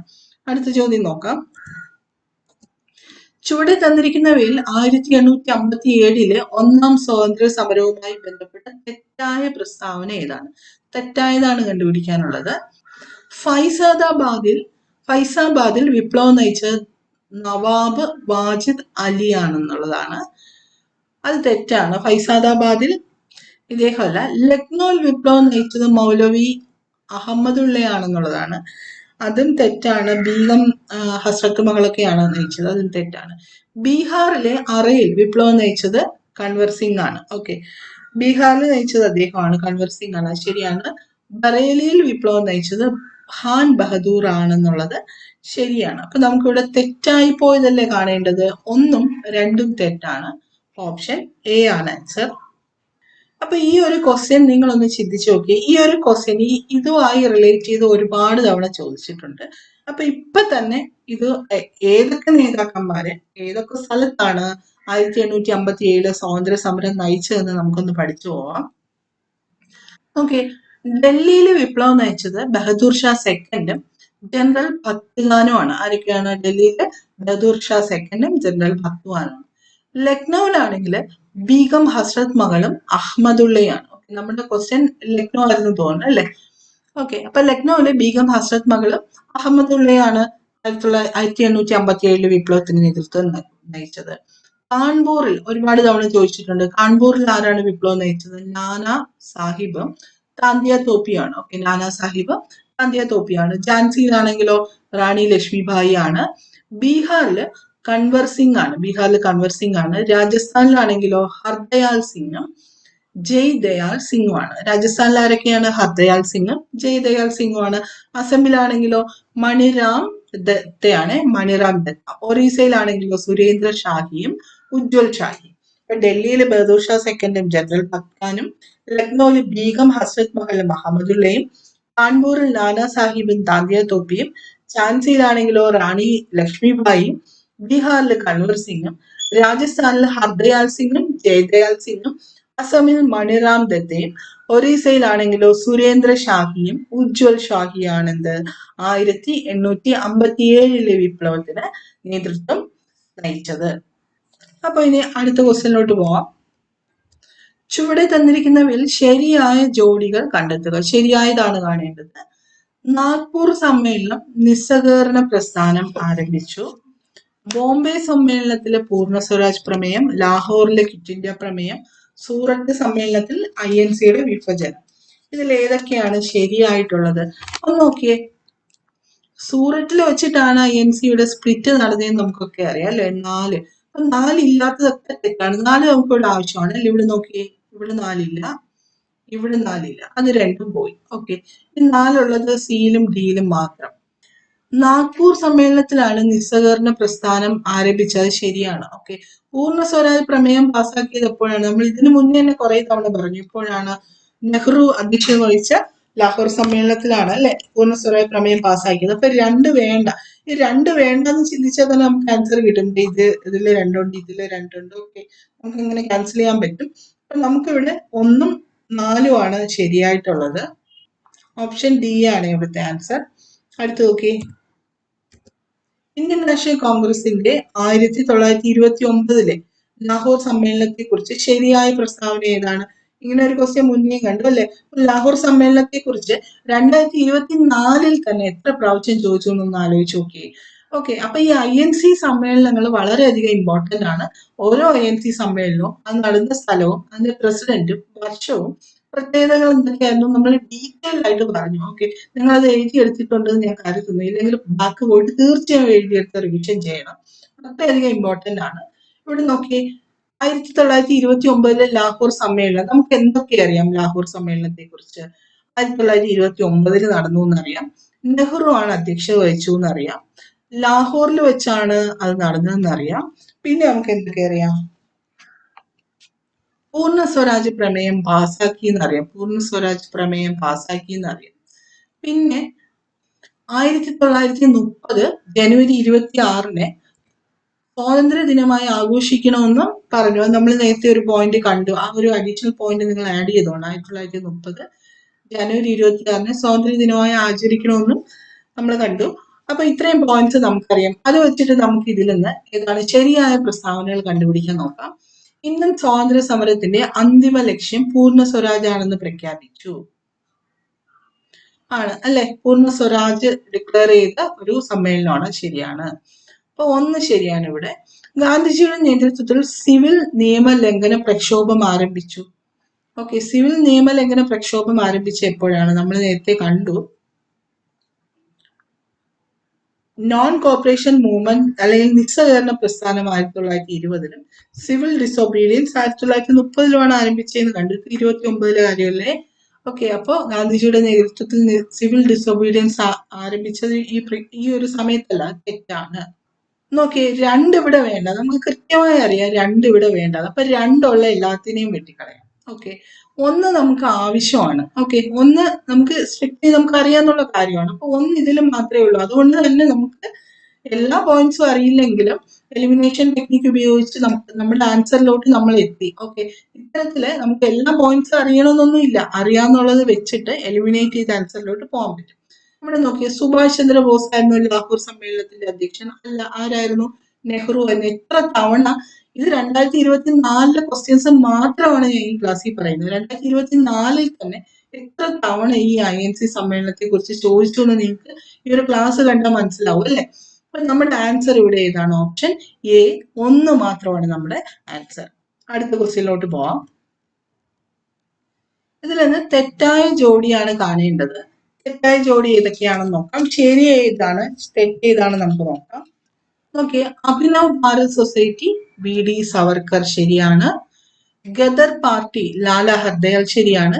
ഇന്ത്യൻ റിപ്പബ്ലിക്കൻ ആർമി സൂര്യസെൻ ശരിയാണ്. അനുശീലൻ സമിതി ചന്ദ്രശേഖർ ആസാദ് എന്നുള്ളത് തെറ്റാണ്. അനുശീലൻ സമിതി സതീഷ് ചന്ദ്ര ബോസ് ആണ്. നോക്കി, ഹിസ്റ്ററിയിൽ നിന്ന്, ഇന്ത്യൻ ഹിസ്റ്ററിയിൽ നിന്ന് ആവർത്തിക്കുന്ന എപ്പോഴും ചോദിക്കുന്ന ഒരു ഏരിയ ആണ് ഇത്. Okay, 1857 revolution, 1857 revolution, news papers. Okay, പിന്നെ എന്താണ് ഗാന്ധിജിയുടെ സത്യാഗ്രഹം അല്ലെ, ഗാന്ധിജിയുടെ സമരങ്ങള്, അതിന്റെ വർഷങ്ങൾ, ഇതൊക്കെ തന്നെയാണ് ഇന്ത്യൻ ഹിസ്റ്ററിയിൽ ചോദിക്കുന്നത്. അതുപോലെ തന്നെയാണ് ഇത് സീക്രട്ട് സൊസൈറ്റീസ്, നമ്മളോട് ചോദിച്ചിരിക്കുന്നത് സീക്രട്ട് സൊസൈറ്റീസ് എന്നാണ്.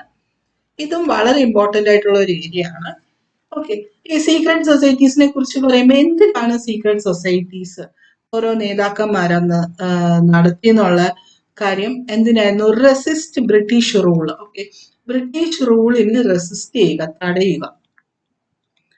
ബ്രിട്ടീഷ് റൂളിനെ തടയാൻ വേണ്ടിയിട്ട് അന്നത്തെ കാലത്ത് സ്വാതന്ത്ര്യ സമരത്തിനോടൊപ്പം തന്നെ ഇതുപോലുള്ള സീക്രട്ട് സൊസൈറ്റീസ് നമ്മുടെ ഓരോ നേതാക്കള് ആരംഭിച്ചു. അതിലുള്ള ഏതൊക്കെ സീക്രട്ട് സൊസൈറ്റീസ് ആരൊക്കെയാണ് തുടങ്ങി എന്നുള്ളത് ഇമ്പോർട്ടന്റ് ആണ്. നമുക്കത് ഇപ്പൊ തന്നെ ഇവിടെ നിന്ന് പഠിച്ചു പോവാം. ഓക്കെ, ഫസ്റ്റ് വരുന്നത് അനുശീലൻ സമിതി. അനുശീലൻ സമിതി സതീഷ് ചന്ദ്ര ബോസ് ആണ്. ഇത് അത്ര ഇമ്പോർട്ടന്റ് ആണ്, ഉറപ്പായിട്ടും നിങ്ങൾ പഠിച്ചിട്ട് എക്സാമിന് പോകാവുള്ളൂ. അനുശീലൻ സമിതി സ്ഥാപിച്ചത് സതീഷ് ചന്ദ്ര ബോസ് ആണ്. അഭിനവ് ഭാരത് സൊസൈറ്റി ആണെങ്കിലും VD സവർക്കർ ആണ്. ഗദർ പാർട്ടി സംഘടിപ്പിച്ചത് ലാല ഹർദയാൽ ആണ്. പിന്നെ ഇന്ത്യൻ റിപ്പബ്ലിക്കൻ ആർമി അതും ഒരുപാട് തവണ ചോദിച്ചിട്ടുള്ളതാണ്. സൂര്യസെൻ ആണ് തുടങ്ങിയ സൂര്യസെൻ. ഹിന്ദുസ്ഥാൻ റിപ്പബ്ലിക്കൻ അസോസിയേഷൻ ആണെങ്കിലും ഹിന്ദുസ്ഥാൻ റിപ്പബ്ലിക്കൻ അസോസിയേഷൻ സച്ചീന്ദ്രനാഥ് സന്യാല. ഇനി മിത്രമേള സംഘടിപ്പിച്ചത് ആരാണ്? VD സവർക്കർ ആണ്. അപ്പൊ അനുശീലൻ സമിതി സതീഷ് ചന്ദ്ര ബോസും അഭിനവ് ഭാരത് സൊസൈറ്റി VD സവർക്കറും ഗദർ പാർട്ടി ലാല ഹർദയാലും ഇന്ത്യൻ റിപ്പബ്ലിക്കൻ ആർമി സൂര്യസെന്നും ഹിന്ദുസ്ഥാൻ റിപ്പബ്ലിക്കൻ അസോസിയേഷൻ സച്ചീന്ദ്രനാഥ് സന്യാലും മിത്രമേള സംഘടിപ്പിച്ചത് VD സവർക്കറും ആണെന്നുള്ള കാര്യം മറക്കാതെ ഓർമ്മയിൽ വെച്ചിരിക്കണം. അടുത്ത ചോദ്യം നോക്കാം.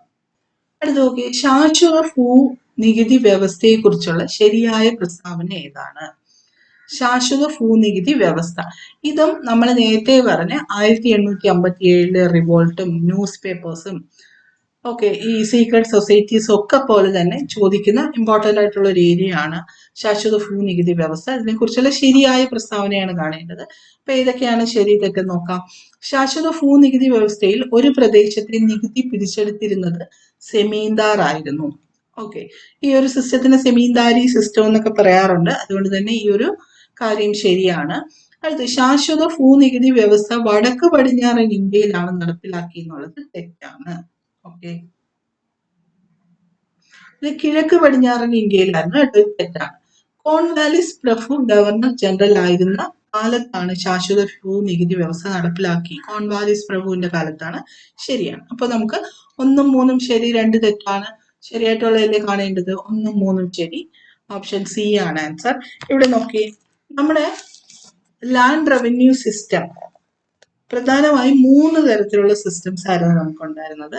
ഒന്ന് സെമീന്ദാരി സിസ്റ്റം, പിന്നെ റയാട്ട് വാരി സിസ്റ്റം, പിന്നെ ഒന്ന് മഹൽവാരി സിസ്റ്റം. അതിൽ സെമീന്ദാരി സിസ്റ്റത്തെ കുറിച്ച് നോക്കാം. സെമീന്ദാരി സിസ്റ്റം ഇതിനെ മറ്റൊരു പേരിലും കൂടെ പറയാറുണ്ട്. അതായത് പെർമനന്റ് സെറ്റിൽമെന്റ് സിസ്റ്റം എന്ന് പറയും. പെർമനന്റ് സെറ്റിൽമെന്റ് സിസ്റ്റം, അതിനെ മലയാളത്തിൽ എന്ത് പറയും? നമ്മുടെ ക്വസ്റ്റ്യനിൽ കണ്ടു, ശാശ്വത ഭൂനികുതി വ്യവസ്ഥ. ഈ ഒരു സിസ്റ്റത്തിന്റെ പ്രത്യേകത എന്തായിരുന്നു? ഇവിടെ നോക്കിയാൽ ഒരു ഗവൺമെന്റ് ഉണ്ട്, സെമീന്ദാർ ഉണ്ട്, ഇവിടെ കൃഷിക്കാരുണ്ട്. കൃഷിക്കാരുടെ കയ്യിൽ നിന്നായിരുന്നു പിരിച്ചെടുത്തിരുന്നത്. ആരായിരുന്നു പിരിച്ചെടുത്തിരുന്നത്? ബ്രിട്ടീഷ് ഗവൺമെന്റ് ആയിരുന്നു അല്ലെ. ഇനി സെമീന്ദാർസ് എന്ന് പറയുന്ന നികുതി പിരിവുകാരായിരുന്നു എന്ത് പിരിച്ചെടുത്തിരുന്നത്. ഓക്കെ, ഇപ്പൊ താഴെ തട്ടില് കൃഷിക്കാരും ഇവരിൽ നിന്ന് സെമീന്ദാർസ് പിരിച്ചെടുത്ത് എന്ത് ചെയ്തു?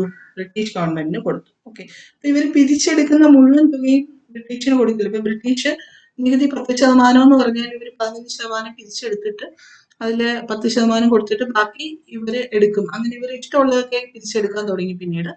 ഓക്കെ, ഇവിടുത്തെ പ്രത്യേകത എന്തൊക്കെയാണെന്ന് നോക്കുക. കോൺവാലിസ് പ്രഭു ആണ് ഈ സെമീന്ദാരി സിസ്റ്റം അല്ലെങ്കിൽ പെർമനന്റ് സെറ്റിൽമെന്റ് അല്ലെങ്കിൽ ശാശ്വത ഭൂനികുതി വ്യവസ്ഥ കൊണ്ടുവന്നത്. ഏതൊക്കെ ഭാഗങ്ങളിലായിരുന്നു? ബംഗാൾ, ബീഹാർ, ഒറീസ ഭാഗങ്ങളിലായിരുന്നു സെമീന്ദാരി സിസ്റ്റം അല്ലെങ്കിൽ ശാശ്വത ഭൂനികുതി വ്യവസ്ഥ കൊണ്ടുവന്നത്. ഇവിടെ ലാൻഡ് ഓണേഴ്സ് ആരായിരുന്നു? സെമീന്ദാസ് ആയിരുന്നു കേട്ടോ.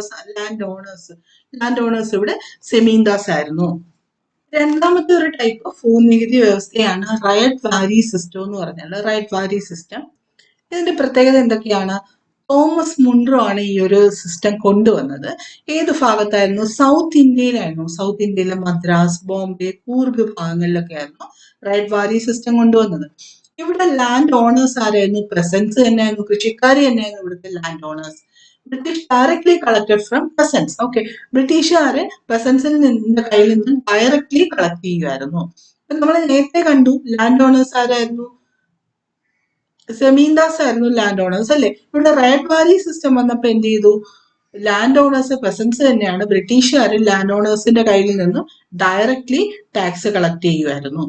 അപ്പൊ മൂന്നാമത്തെ ഒരു ടൈപ്പ് ഭൂനികുതി വ്യവസ്ഥയാണ് മഹൽവാരി സിസ്റ്റം എന്നുള്ളത്. മഹൽവാരി സിസ്റ്റം ഇൻട്രൊഡ്യൂസ് ചെയ്തത് വില്യം ബെന്റിക് ആണ്.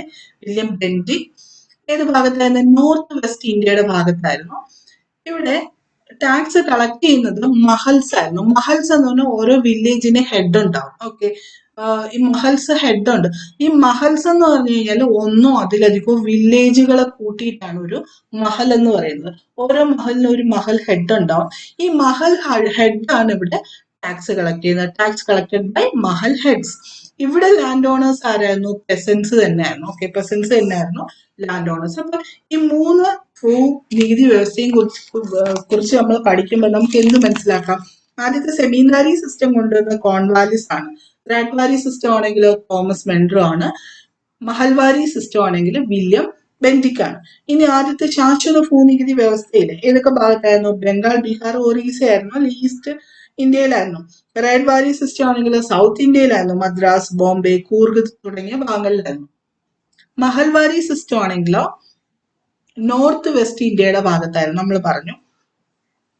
ഇനി അടുത്ത് ഈ ശാശ്വത ഭൂനികുതി വ്യവസ്ഥയിൽ മാത്രമാണ് ലാൻഡ് ഓണേഴ്സ് സെമീന്ദാസ് ആയത്. മറ്റേ റേഡ് വാലിയിലും മഹൽവാരിയിലും ഒക്കെ എന്താണ്? പെസൻസ് തന്നെയാണ് ലാൻഡ് ഓണേഴ്സ് ആയിരുന്നത്. ഇത്രയും കാര്യങ്ങൾ വളരെ ഇമ്പോർട്ടന്റ് ആണ്. ഏതൊക്കെ സ്ഥലങ്ങളിലാണ് ഇൻട്രൊഡ്യൂസ് ചെയ്തത്, ആരാണ് ഇൻട്രൊഡ്യൂസ് ചെയ്തത്, ഇനി ടാക്സ് കളക്ട് ചെയ്തിരുന്ന ആരായിരുന്നു, ലാൻഡ് ഓണേഴ്സ് ആരായിരുന്നു. ഓക്കെ, ഇത്രയും കാര്യങ്ങൾ ഇമ്പോർട്ടന്റ് ആണ്. അപ്പോൾ അത് ഓർത്ത് വെച്ചേക്കണം. നമുക്ക് അടുത്ത ക്വസ്റ്റ്യനിലോട്ട് പോകാം. ഒന്നാം സ്വാതന്ത്ര്യ സമര കേന്ദ്രങ്ങളെയും നേതൃത്വം നൽകിയവരെയും ചേരുംപടി ചേർക്കുക. ഇതും വളരെ ഇമ്പോർട്ടന്റ് ആയിട്ടുള്ള ഒരു കാര്യമാണ്. നമ്മളിവിടെ കുറെ ഇമ്പോർട്ടന്റ് ആയിട്ടുള്ള ടോപ്പിക്ക് പറഞ്ഞു അല്ലെ.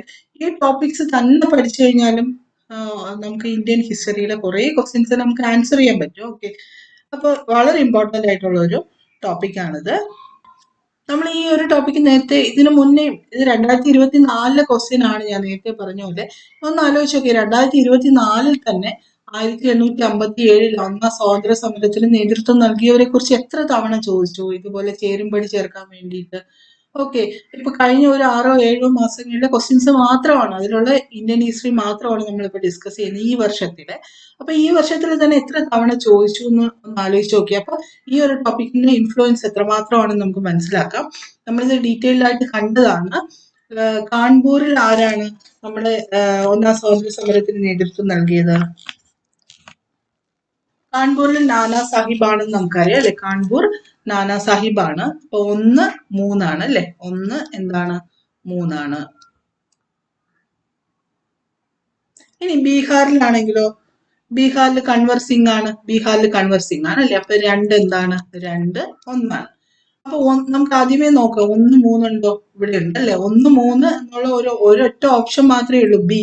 അപ്പൊ തന്നെ നമ്മുടെ ആൻസർ കിട്ടി. 2, 1 ആണ്. ബാക്കി കറക്റ്റ് ആണ്. അപ്പൊ നമ്മുടെ ആൻസറിൽ നമ്മൾ ആദ്യത്തെ ക്വസ്റ്റ്യനിലെ, അതായത് കാൺപൂരിൽ നാനാ സാഹിബ് ആണെന്നുള്ള കാര്യം മാത്രം കിട്ടിക്കഴിഞ്ഞാൽ നമുക്കിവിടെ ആൻസർ ആയി. ഓക്കെ, 1, 3 എന്നുള്ള ആൻസർ ഇത് മാത്രമേ ഉള്ളൂ. ബാക്കി എല്ലാം ഇൻകറക്റ്റ് ആണ്. ബാക്കിയൊന്നും അറിയണമെന്ന് കൂടെ ഇല്ല. നമ്മൾ നമ്മുടെ ആൻസറിലെത്തി. അപ്പൊ നമുക്ക് ഒരിക്കൽ കൂടെ നോക്കാം.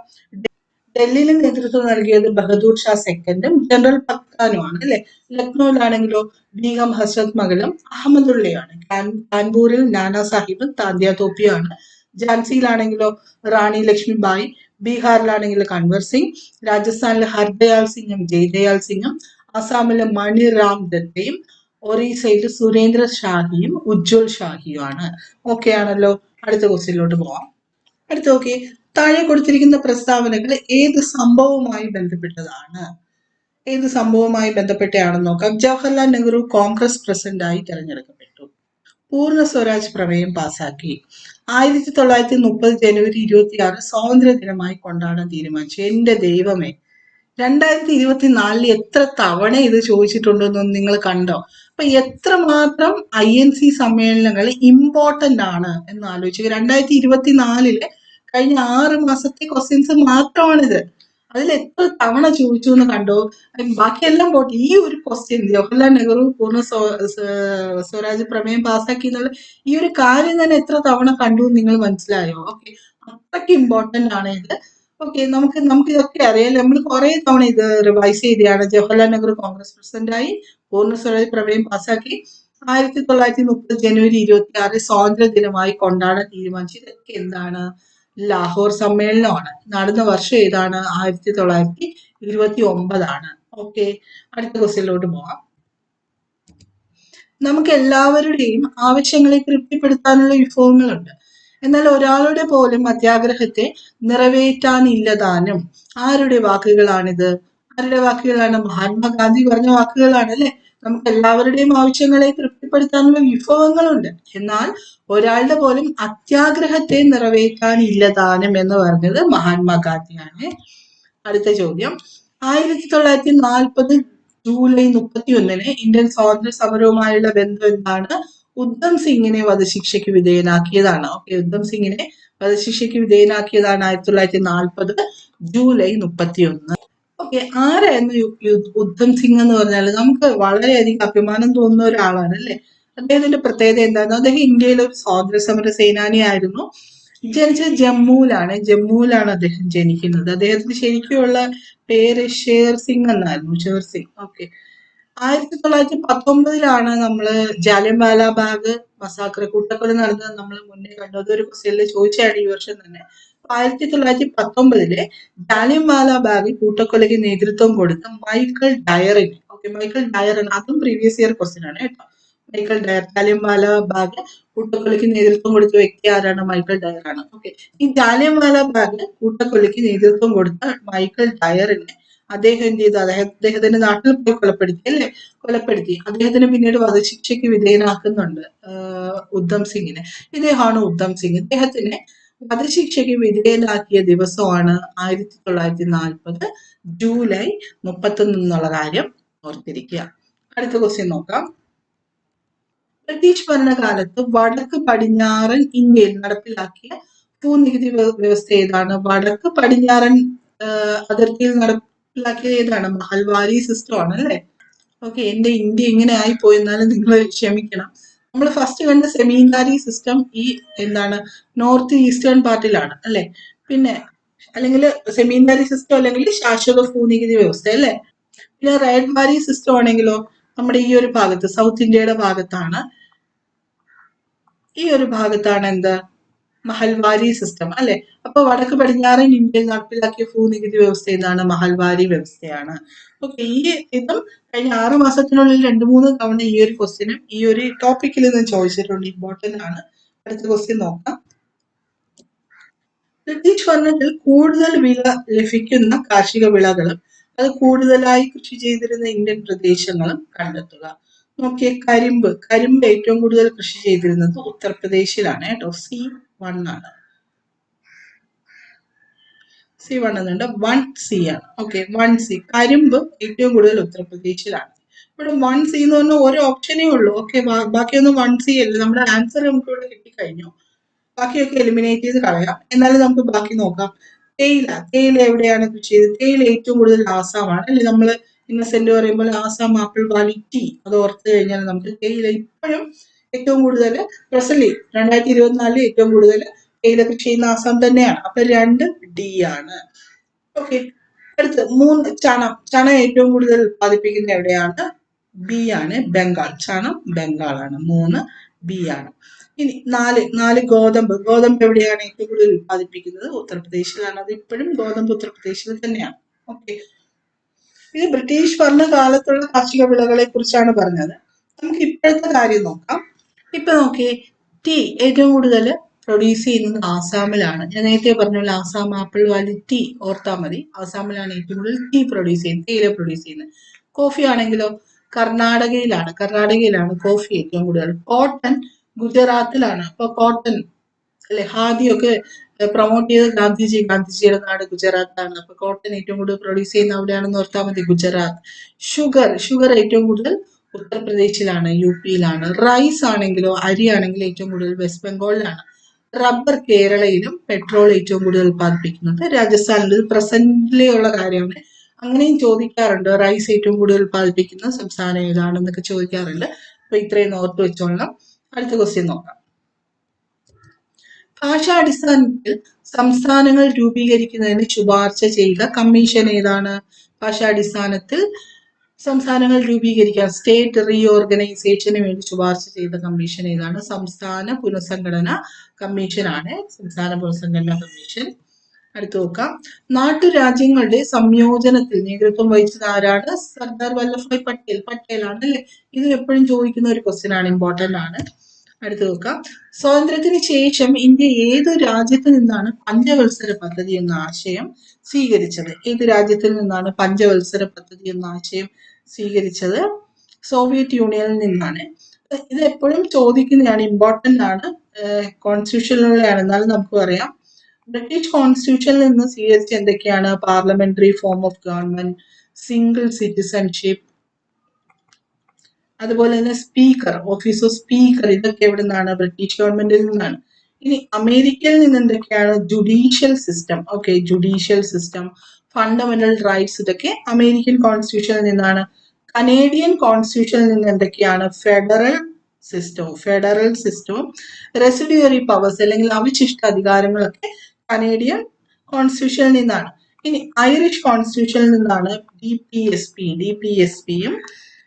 DPSP എന്ന് പറഞ്ഞ എന്താണ്? Directory principles of state policy അല്ലെ? അതുപോലെ തന്നെ ഇലക്ഷൻ ഓഫ് പ്രസിഡന്റിന്റെ ഇലക്ഷനും ഐറിഷ് കോൺസ്റ്റിറ്റ്യൂഷനിൽ നിന്നാണ്. ഇനി ഓസ്ട്രേലിയൻ കോൺസ്റ്റിറ്റ്യൂഷനിൽ നിന്നാണെങ്കിലോ? ഓസ്ട്രേലിയൻ കോൺസ്റ്റിറ്റ്യൂഷനിൽ നിന്നാണ് കൺകറന്റ് ലിസ്റ്റ്. അതുപോലെ വെയ്മർ കോൺസ്റ്റിറ്റ്യൂഷനിൽ നിന്നാണ് എമർജൻസി പ്രൊവിഷൻസ് കൊണ്ടുവന്നത്. സൗത്ത് ആഫ്രിക്കയിൽ നിന്നാണെങ്കിൽ എപ്പോഴും ചോദിക്കാറുള്ളതാണ് ഇത്. സൗത്ത് ആഫ്രിക്കയിൽ നിന്നാണ് ഭേദഗതി അല്ലെങ്കിൽ അമെൻമെന്റ് എന്നുള്ള ആശയം കൊണ്ടുവന്നത്. എവിടെ നിന്നാണ്? സൗത്ത് ആഫ്രിക്കയിൽ നിന്നാണ്. ഓക്കെ, ബ്രിട്ടീഷുകാർ നല്ലൊരു കാലം സൗത്ത് ആഫ്രിക്ക അമെൻഡ് ചെയ്തു വെച്ചിരുന്നു. ഓക്കെ, അവിടെ കീഴിലാക്കി വെച്ചിരുന്നു എന്നൊക്കെ ഓർത്തു കഴിഞ്ഞാൽ കിട്ടും. അമെൻമെന്റ് എവിടെ നിന്ന് വന്നു?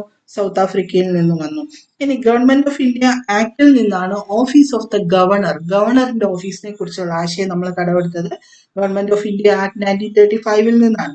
ഇനി സോവിയറ്റ് യൂണിയനിൽ നിന്ന് കൊണ്ടുവന്ന ആശയങ്ങൾ 5-year പ്ലാനും ഫണ്ടമെന്റൽ ഡ്യൂട്ടീസും ആണ്. ഓക്കെ, സോവിയറ്റ് യൂണിയനിൽ നിന്ന് കൊണ്ടുവന്നു. അപ്പൊ നമ്മുടെ ക്വസ്റ്റ്യൻ ഇതാണല്ലോ, ഏത് രാജ്യത്തിൽ നിന്നാണ് പഞ്ചവത്സര പദ്ധതി കൊണ്ടുവന്നത്? സോവിയറ്റ് യൂണിയനിൽ നിന്നാണ്. നമ്മൾ ഈ പറഞ്ഞ ഇത്രയും കാര്യങ്ങൾ വളരെ ഇമ്പോർട്ടന്റ് ആണ്. ഇതിൽ നിന്നൊരു ക്വസ്റ്റ്യൻ തീർച്ചയായും ചോദിക്കും, ഉറപ്പാണ്. അപ്പൊ എങ്ങനെയാണെങ്കിലും ഇത് എഴുതി വെച്ചോ കാണാതെ എഴുതി പഠിച്ചോ ഒക്കെ തീർച്ചയായും ഇത് ബൈഹാർട്ട് ചെയ്യണം. അടുത്ത ക്വസ്റ്റ്യൻ നോക്കാം. താഴെ തന്നിരിക്കുന്നവയിൽ ദാദാഭായ് നവറോജിയുമായി ബന്ധമില്ലാത്ത പ്രസ്താവന ഏതൊക്കെയാണ്? കണ്ടോ, ദാദാഭായ് നവറോജിയെ ഈ ഒരു വർഷത്തിന്റെ ഹാഫ് ആയിട്ടുള്ളതേ ഉള്ളൂ. എത്ര തവണ ചോദിച്ചു എന്ന് നിങ്ങൾക്ക് ഈ ഒരു ക്ലാസ്സിലൂടെ തീർച്ചയായും മനസ്സിലാവും. നോക്കിയേ, എന്താണ് ദാദാഭായ് നവറോജിയുടെ പ്രത്യേകത? ചോർച്ച സിദ്ധാന്തത്തിന്റെ ഉപജ്ഞാതാവാണ് അദ്ദേഹം അല്ലെ? ഓക്കെ, ബന്ധമില്ലാത്ത പ്രസ്താവനയാണ് നമ്മളോട് ചോദിക്കുന്നത്. താഴെ തന്നിരിക്കുന്നവയിൽ ദാദാഭായ് നവറോജിയുമായി ബന്ധമില്ലാത്തതാണ് ചോദിക്കുന്നത്. അപ്പൊ നമുക്ക് ഒന്നാമത്തെ ഓപ്ഷൻ അറിയാം, ഇത് ശരിയാണ്. നമുക്ക് എലിമിനേഷൻ ടെക്നിക് ഉപയോഗിച്ച് ഇതിന്റെ ആൻസർ കണ്ടെത്താൻ നോക്കാം. ഒന്നാമത്തെ ശരിയാണ്. അപ്പൊ ഒന്നും ഇവിടെ പാടില്ല അല്ലെ? നമുക്ക് തെറ്റായിട്ടുള്ളതല്ലേ വേണ്ടത്? ഇവയെല്ലാം ശരിയാണെന്നുള്ളതിൽ ഒന്നുണ്ട്, അതുകൊണ്ട് അത് വേണ്ട. ഇതിൽ ബിയിൽ ഒന്നുണ്ട്, അത് വേണ്ട. എയിൽ ഒന്നുണ്ട്. നമ്മൾ ആൻസറിലോട്ട് പോയി. ഓപ്ഷൻ സി ആണ് ആൻസർ. 3 മാത്രമാണ് ഇവിടെ ബന്ധമില്ലാത്തത്. ഓക്കെ, ഇങ്ങനെ എലിമിനേഷൻ ടെക്നിക്ക് ഉപയോഗിച്ച് നമുക്ക് ആൻസർ കണ്ടുപിടിക്കാൻ പറ്റും. ഓക്കെ, നമുക്ക് സ്റ്റേറ്റ്മെന്റ് വൈസ് ക്വസ്റ്റ്യൻ ഇപ്പൊ എന്താണ് GK നിന്ന് ചോദിക്കുന്നതിൽ 50% ക്വസ്റ്റ്യൻ സ്റ്റേറ്റ്മെന്റ് ആണ്. പക്ഷെ നമുക്ക് ആ സ്റ്റേറ്റ്മെന്റ് ക്വസ്റ്റ്യന്റെ എല്ലാ ഓപ്ഷൻസും അറിയണമെന്ന് നിർബന്ധമൊന്നും ഇല്ല. അറിയാവുന്നുള്ള ഓപ്ഷൻ എടുത്തിട്ട് കുറച്ചറിവ് വേണം കേട്ടോ, അല്പജ്ഞാനം വേണം, നമുക്ക് കുറച്ചറിവ് വേണം. അത് വെച്ചിട്ട് എലിമിനേഷൻ ടെക്നിക്ക് ഉണ്ടെങ്കിൽ നമുക്ക് ആൻസറിലോട്ട് വരാം. ഓക്കെ, അപ്പൊ നമുക്ക് ബാക്കി നോക്കിയേ. Poverty and British rule in India, ഇതും എപ്പോഴും ചോദിക്കുന്നതാണ്. ഈ പുസ്തകം ആരാണ് രചിച്ചത് എന്നുള്ളത്. ഇത് ദാദാഭായ് നവറോജിയാണ് രചിച്ചത്, അത് ശരിയാണ്. ഇന്ത്യയുടെ വന്ധ്യ വയോധികൻ എന്നറിയപ്പെടുന്ന ആരാണ്? ദാദാഭായ് നവറോജിയാണ്. ഇതും ഒരുപാട് തവണ ചോദിച്ചിട്ടുള്ളതാണ്. ഓക്കെ, അപ്പൊ ഈ ഒരു ക്വസ്റ്റ്യനിൽ നിന്നാണ് നമുക്ക് കുറെ ആൻസർ കിട്ടി അല്ലെ? ചോർച്ച സിദ്ധാന്തത്തിന്റെ ഉപജ്ഞാതാവ് ആരാണ്? Poverty and British rule in India എന്ന പുസ്തകം രചിച്ചത് ആരാണ്? ഇന്ത്യയുടെ വന്ധ്യ വയോധികൻ എന്നറിയപ്പെടുന്ന ആരാണ്? ഇതെല്ലാം ആരാണ്? ദാദാഭായ് നവറോജിയാണ്. അടുത്ത് നോക്കിയേ, ഇതും ഒരുപാട് തവണ ചോദിച്ചിട്ടുള്ള ഒരു ക്വസ്റ്റ്യൻ ആണ്. സ്വാതന്ത്ര്യം എന്റെ ജന്മാവകാശമാണ്, ഞാനത് നേടുക തന്നെ ചെയ്യും എന്ന് പ്രഖ്യാപിച്ച സ്വാതന്ത്ര്യ സമര സേനാനി ആരാണ്? ബാലഗംഗാധര തിലകനാണ്. ബാലഗംഗാധര തിലകനാണ് സ്വാതന്ത്ര്യം എന്റെ ജന്മാവകാശമാണ്, ഞാനത് നേടുക തന്നെ ചെയ്യുമെന്ന് പ്രഖ്യാപിച്ച സ്വാതന്ത്ര്യ സമര സേനാനി. അടുത്ത ക്വസ്റ്റ്യൻ നോക്കാം. താഴെ തന്നിരിക്കുന്നവയിൽ 1857 ഒന്നാം സ്വാതന്ത്ര്യ സമരത്തിന്റെ പ്രധാന കാരണങ്ങൾ എന്തൊക്കെയാണ് എന്നുള്ളതാണ്. കണ്ടോ, ഈ 1857 സ്വാതന്ത്ര്യ സമരത്തിന് എത്രാമത്തെ തവണയാണ് ചോദിക്കുന്നത്? നിങ്ങൾക്കിത് ഫുള്ള് കാണുന്നവർക്ക് മനസ്സിലാവും. നോക്കി, കർഷകരുടെ ദുരിതങ്ങൾ ശരിയാണ് അല്ലെ? കർഷകരുടെ ദുരിതങ്ങൾ ഒരു കാരണമാണ്. കരകൗശല തൊഴിലാളികളുടെ ദാരിദ്ര്യം. ഓക്കെ, ഈ കരകൗശല തൊഴിലാളികൾ അവര് ഓരോ സംഭവങ്ങളൊക്കെ ഉണ്ടാക്കി ഇവിടുത്തെ വിപണിയിൽ വിൽക്കുമായിരുന്നു. പക്ഷെ ബ്രിട്ടീഷുകാർ എന്ത് ചെയ്തു? അവരുടെ ഗുഡ്സ്, അവരുടെ ചീപ്പായിട്ടുള്ള ഗുഡ്സ് ഇവിടുത്തെ മാർക്കറ്റിൽ കൊണ്ടിറക്കി. അപ്പോൾ കരകൗശല തൊഴിലാളികളുടെ ദാരിദ്ര്യം വർദ്ധിച്ചു. അത് മാത്രമല്ല, ഉയർന്ന രീതിയിലുള്ള നികുതിയൊക്കെ വന്നു കഴിഞ്ഞപ്പോൾ അവർക്ക് എന്ത് ചെയ്തു? ഇതില് കരകൗശല തൊഴിലാളികൾക്ക് അവരുടെ ഒരു ജീവിതം ദാരിദ്ര്യത്തിലേക്ക് പോയി. അത് ശരിയാണ്. രാജാക്കന്മാരുടെ പ്രശ്നങ്ങൾ ശരിയാണല്ലേ? ഇപ്പോ ഈ ലാൻഡ് റവന്യൂ സിസ്റ്റവും മാത്രമല്ല, ആബ്സെൻസ് ഓഫ് ലാൻഡ് ലോഡിസോ എന്നൊക്കെ പറയും. ഓക്കെ, ഈ ദത്തവകാശ നിരോധന നയം ഇങ്ങനെയൊക്കെയുള്ള സംഭവങ്ങൾ വന്നു കഴിഞ്ഞപ്പോൾ എന്ത് ചെയ്തു? ഇപ്പൊ ഒരു രാജാവിന് സ്വന്തമായി മക്കളില്ലെങ്കിൽ അവർക്ക് ദത്തെടുത്തിട്ട് അടുത്ത അനന്തരാവകാശിയാക്കാനൊന്നും പറ്റില്ല. ഇവരുടെ പുതിയ നിയമം കാരണം രാജാക്കന്മാർക്കും പ്രശ്നങ്ങൾ വന്നു. അതുകൊണ്ടാണ് ഝാൻസിയിലെ റാണി ലക്ഷ്മിബായി ഒക്കെ സമരത്തിന് ഇറങ്ങിയത്. അല്ലാതെ റാണി ലക്ഷ്മിബായി യുദ്ധത്തിന് ഇറങ്ങുന്നതിന് മുന്നേ ഇവിടെ ധാരാളം പ്രശ്നങ്ങളുണ്ട് അല്ലെ? ഈ ബ്രിട്ടീഷുകാരൊക്കെ ധാരാളം പേരെ പീഡിപ്പിക്കുന്നുണ്ട്. ഓക്കെ, ഫാക്ടറി ആക്ട് ഒക്കെ കൊണ്ടുവന്ന് കൊച്ചു കുഞ്ഞുങ്ങളെ വരെ അവരുടെ ഫാക്ടറിയിൽ ആദ്യകാലങ്ങളിൽ ഒരു ബ്രേക്ക് പോലും കൊടുക്കാതെ പണിയെടുപ്പിക്കുന്നുണ്ട്. ഒരു ദിവസം പോലും അവധി എടുക്കാതെ പണിയെടുപ്പിക്കുന്നുണ്ട്. ആ സമയത്തൊന്നും ഝാൻസിയിലെ റാണി ലക്ഷ്മിബായി ഒന്നും ഒരിക്കലും സമരത്തിന് ഇറങ്ങിയില്ല. നമ്മള് ശരിക്കും ഒരു ധീരയായ വനിതയൊക്കെ തന്നെയാണ്. പക്ഷെ ഒരിക്കലും നമ്മളെ രാജ്യത്തിന് വേണ്ടി ഇവിടുത്തെ കഷ്ടപ്പാട് കണ്ടിട്ട് യുദ്ധത്തിന് ഇറങ്ങിയ ആളല്ല. ഝാൻസിയിലെ റാണി ലക്ഷ്മിബായിക്കും സ്വന്തമായിട്ട് മക്കളില്ലായിരുന്നു. ഇപ്പൊ റാണി ലക്ഷ്മിബായി ദാമോദർ റാവു എന്ന് പറയുന്ന വ്യക്തിയെ അഡോപ്റ്റ് ചെയ്യുന്നുണ്ട്, മകനായി ദത്തെടുക്കുന്നുണ്ട്. പക്ഷെ ബ്രിട്ടീഷുകാർ കൊണ്ടുവന്ന ദത്തവകാശ നിരോധന നിയമം അനുസരിച്ച് ഒരു രാജ്യത്ത് സ്വന്തം അനന്തരാവകാശികൾ ഇല്ലെങ്കിൽ, ഡയറക്റ്റ് ഹെയർ ഇല്ലെങ്കിൽ എന്ത് ചെയ്യാം? ദത്തെടുക്കാനുള്ള അനുവാദം ഇല്ല. ആ ലാൻഡ്, ആ രാജ്യം ഡയറക്ട്ലി ബ്രിട്ടീഷുകാരുടെ കയ്യിലേക്ക് പോകുന്നുള്ളതാണ് നിയമം. ആ ഒരു നിയമം അനുസരിച്ച് ഝാൻസി എന്ന് പറയുന്ന രാജ്യം എന്ത് ചെയ്തു? ബ്രിട്ടീഷുകാർക്ക് പോകും. ആ സമയത്താണ് ഝാൻസി റാണി എന്ത് ചെയ്തു? യുദ്ധത്തിലേക്ക് ഇറങ്ങി എന്നുള്ളതാണ്. അപ്പൊ രാജാക്കന്മാർക്കും പ്രശ്നങ്ങൾ ഉണ്ടായിരുന്നു, അത് ശരിയാണ്. ശിപ്പായിമാരുടെ ദുരിതങ്ങൾ നമ്മളത് പറഞ്ഞിട്ടുണ്ട് അല്ലെ?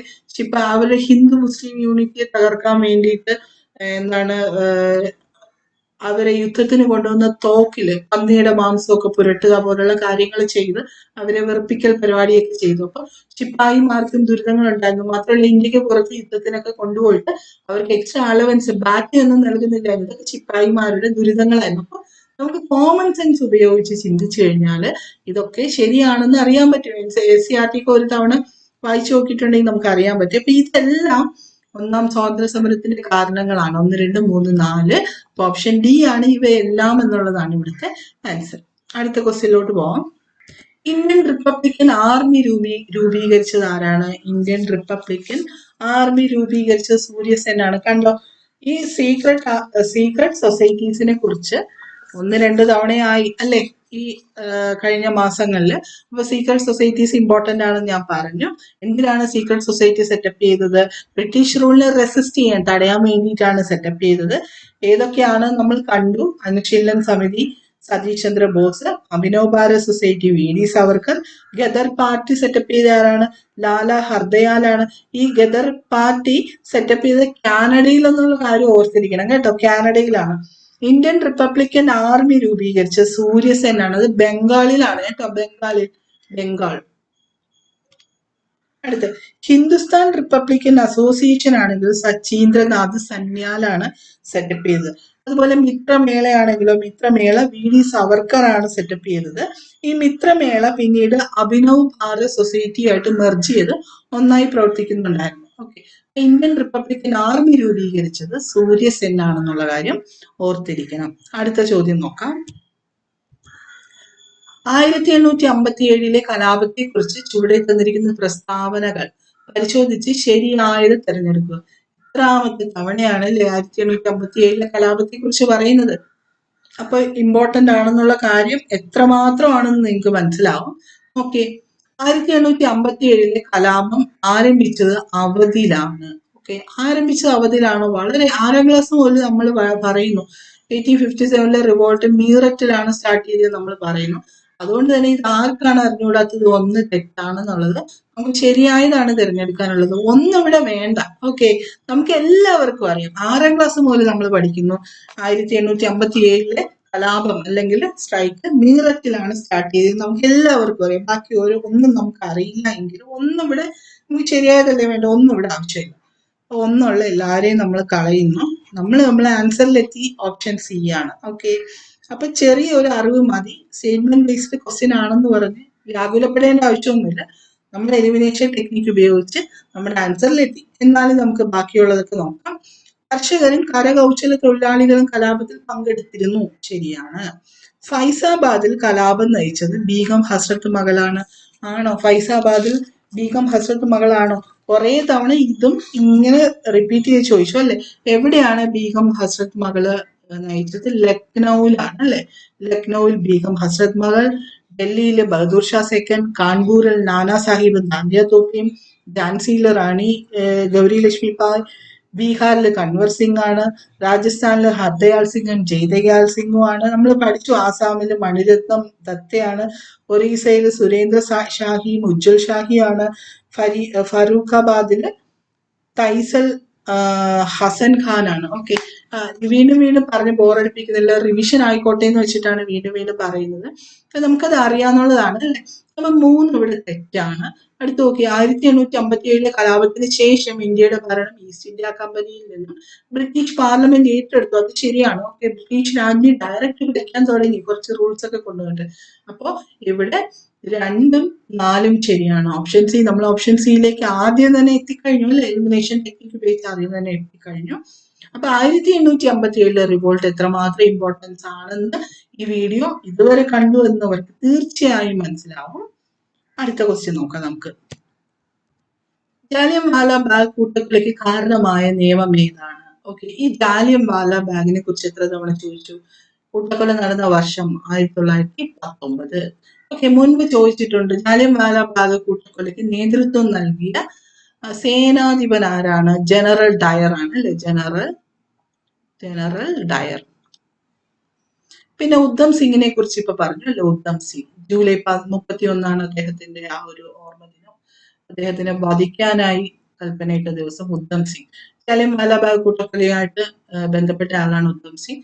അപ്പൊ കൂട്ടക്കൊല നടന്ന ജാലിയൻവാല ബാഗ് കൂട്ടക്കൊലയ്ക്ക് കാരണമായ നിയമമാണ് ഇത്, റൗലറ്റ് ആക്ട് എന്നുള്ള. റൗലറ്റ് ആക്ട് എല്ലാവർക്കും അറിയാന്നുള്ളതാണ്. ഒത്തിരി തവണ ചോദിച്ചിട്ടുള്ളതാണ്. ഓക്കെ, അടുത്ത ക്വസ്റ്റ്യൻ നോക്കാം. പ്ലാസി യുദ്ധം ബ്രിട്ടീഷ് ഭരണത്തിന്റെ അടിത്തറ പാകിയെങ്കിൽ ജാലിയൻവാല ബാഗ് അടിത്തറ ഇളക്കി എന്നുള്ളത് ആരുടെ വാക്കുകളാണ്? മഹാത്മാഗാന്ധി പറഞ്ഞാണ് കേട്ടോ. പ്ലാസി യുദ്ധത്തിലൂടെയാണ് ബ്രിട്ടീഷുകാര് അവര് കച്ചവടക്കാരായി വന്നിട്ട് പിന്നീട് ഇവിടെ ഒരു അഡ്മിനിസ്ട്രേറ്റേഴ്സ് ആയി മാറുകയായിരുന്നു. അപ്പൊ പ്ലാസി യുദ്ധം ബ്രിട്ടീഷിന്റെ അടിത്തറ പാകിയെങ്കിൽ ജാലിയൻവാല ബാഗ് അടിത്തറ ഇളക്കി എന്ന് പറഞ്ഞത് മഹാത്മാഗാന്ധിയാണ് കേട്ടോ. അടുത്ത ക്വസ്റ്റ്യൻ നോക്കാം. ഇന്ത്യൻ സ്വാതന്ത്ര്യ സമരത്തിന്റെ അന്തിമ ലക്ഷ്യം പൂർണ്ണ സ്വരാജ് ആണെന്ന് പ്രഖ്യാപിച്ച കോൺഗ്രസ് സമ്മേളനം ഇനി പറയാനുണ്ടോ? ലാഹോറാണ്. എത്ര തവണയായി കഴിഞ്ഞ 7 മാസമായിട്ട് 6 മാസമായിട്ട് എത്ര തവണയായി ഈ ഒരു ക്വസ്റ്റ്യൻ? അത്രയ്ക്ക് ഇമ്പോർട്ടന്റ് ആണെന്ന് നിങ്ങൾക്ക് മനസ്സിലാവും അല്ലെ. അപ്പൊ പൂർണ്ണ സ്വരാജ് ആണ് സ്വാതന്ത്ര്യ സമരത്തിന്റെ അന്തിമ ലക്ഷ്യം എന്ന് പ്രഖ്യാപിച്ച സമ്മേളനം ലാഹോർ സമ്മേളനമാണ്. 1929 നെഹ്റു ആണ് അധ്യക്ഷത വഹിച്ചത്. പിന്നെ എന്തൊക്കെ അറിയാം? 1930 ജനുവരി 26 സ്വാതന്ത്ര്യ ദിനമായി ആചരിക്കാൻ തീരുമാനിച്ചു. ഇത്രയും പോയിന്റ്സ് നിങ്ങൾ ഓർമ്മിച്ചിരിക്കണം. ഇതിൽ നിന്ന് തന്നെ വരും, ഉറപ്പാണ്. അത്രയ്ക്ക് ഇമ്പോർട്ടന്റ് ആണ്. ഓക്കെ, അപ്പോൾ ലാഹോർ സമ്മേളനം നടത്തുന്നത് 1929 നെഹ്റു ആണ് അധ്യക്ഷത വഹിച്ചത്. 1930 ജനുവരി 26 സ്വാതന്ത്ര്യ ദിനമായി ആചരിക്കാൻ തീരുമാനിച്ച സമ്മേളനമാണ്. ഓക്കെ, അപ്പൊ പൂർണ്ണ സ്വരാജ് പ്രമേയം പാസ്സാക്കിയത് ലാഹോർ സമ്മേളനമാണ്. വർഷം 1926. പൂർണ്ണ സ്വരാജ് ലക്ഷ്യം പാസ്സാക്കിയ സമ്മേളനത്തിന്റെ അധ്യക്ഷൻ ആരായിരുന്നു? നെഹ്റു ആയിരുന്നു. അടുത്ത ക്വസ്റ്റ്യൻ നോക്കി. ബംഗാൾ വിഭജനം നടത്തിയ ബ്രിട്ടീഷ് വൈസ്രോയി ആരാണ്? കഴ്സൺ ആണ് അല്ലെ. കഴ്സൺ കട്ട് ചെയ്തു എന്ന് ഓർത്താൽ മതി അല്ലെ. ബംഗാളിനെ 2 ആക്കാൻ വേണ്ടി കട്ട് ചെയ്ത് മാറ്റാൻ വേണ്ടി തീരുമാനിച്ചു. കഴ്സൺ എന്ന് ഓർത്താൽ മതി. ഒരുപാട് തവണ ചോദിച്ചിട്ടുള്ളതാണിത്. അടുത്ത ക്വസ്റ്റ്യൻ. ഇന്ത്യൻ നാഷണൽ കോൺഗ്രസിന്റെ പ്രസിഡന്റ് ആയ ആദ്യ ഇന്ത്യൻ വനിത. കണ്ടോ, വീണ്ടും INC കുറിച്ച് ചോദിക്കുകയാണ്. ഇമ്പോർട്ടന്റ് ആണ്. ഓക്കെ, ഇന്ത്യൻ നാഷണൽ കോൺഗ്രസിന്റെ പ്രസിഡന്റ് ആയ ആദ്യ വനിത ആരാണ്? ആദ്യ ഇന്ത്യൻ വനിത ആരാണ്? സരോജിനി നായിഡു ആണല്ലേ. ഫസ്റ്റ് വുമൺ, ഇന്ത്യൻ നാഷണൽ കോൺഗ്രസിന്റെ ആദ്യ വനിത, പ്രസിഡന്റായ ആദ്യ വനിത ആരാണെന്ന് ചോദിച്ചു കഴിഞ്ഞാൽ ആനി ബെസന്റ് ആണ്. ആദ്യ ഇന്ത്യൻ വനിതയാണ് ആര്? സരോജിനി നായിഡു. സരോജിനി നായിഡു. ഓക്കെ, അടുത്ത ക്വസ്റ്റ്യൻ നോക്കാം. താഴെ കൊടുത്തിരിക്കുന്ന പ്രസ്താവനകളിൽ ബ്രിട്ടീഷ് ഇന്ത്യയിൽ നടപ്പിലാക്കിയ സൈനിക സഹായ വ്യവസ്ഥയെ സംബന്ധിക്കുന്ന ശരിയായ പ്രസ്താവന ഏവ? ശരിയായതാണ് കാണേണ്ടത്. ഓക്കെ, സൈനിക സഹായ വ്യവസ്ഥ നാട്ടുരാജാക്കന്മാർക്ക് പരിപൂർണ അധികാരം നൽകി. ഈ സൈനിക സഹായ വ്യവസ്ഥ എന്ന് പറഞ്ഞാൽ എന്താണ്?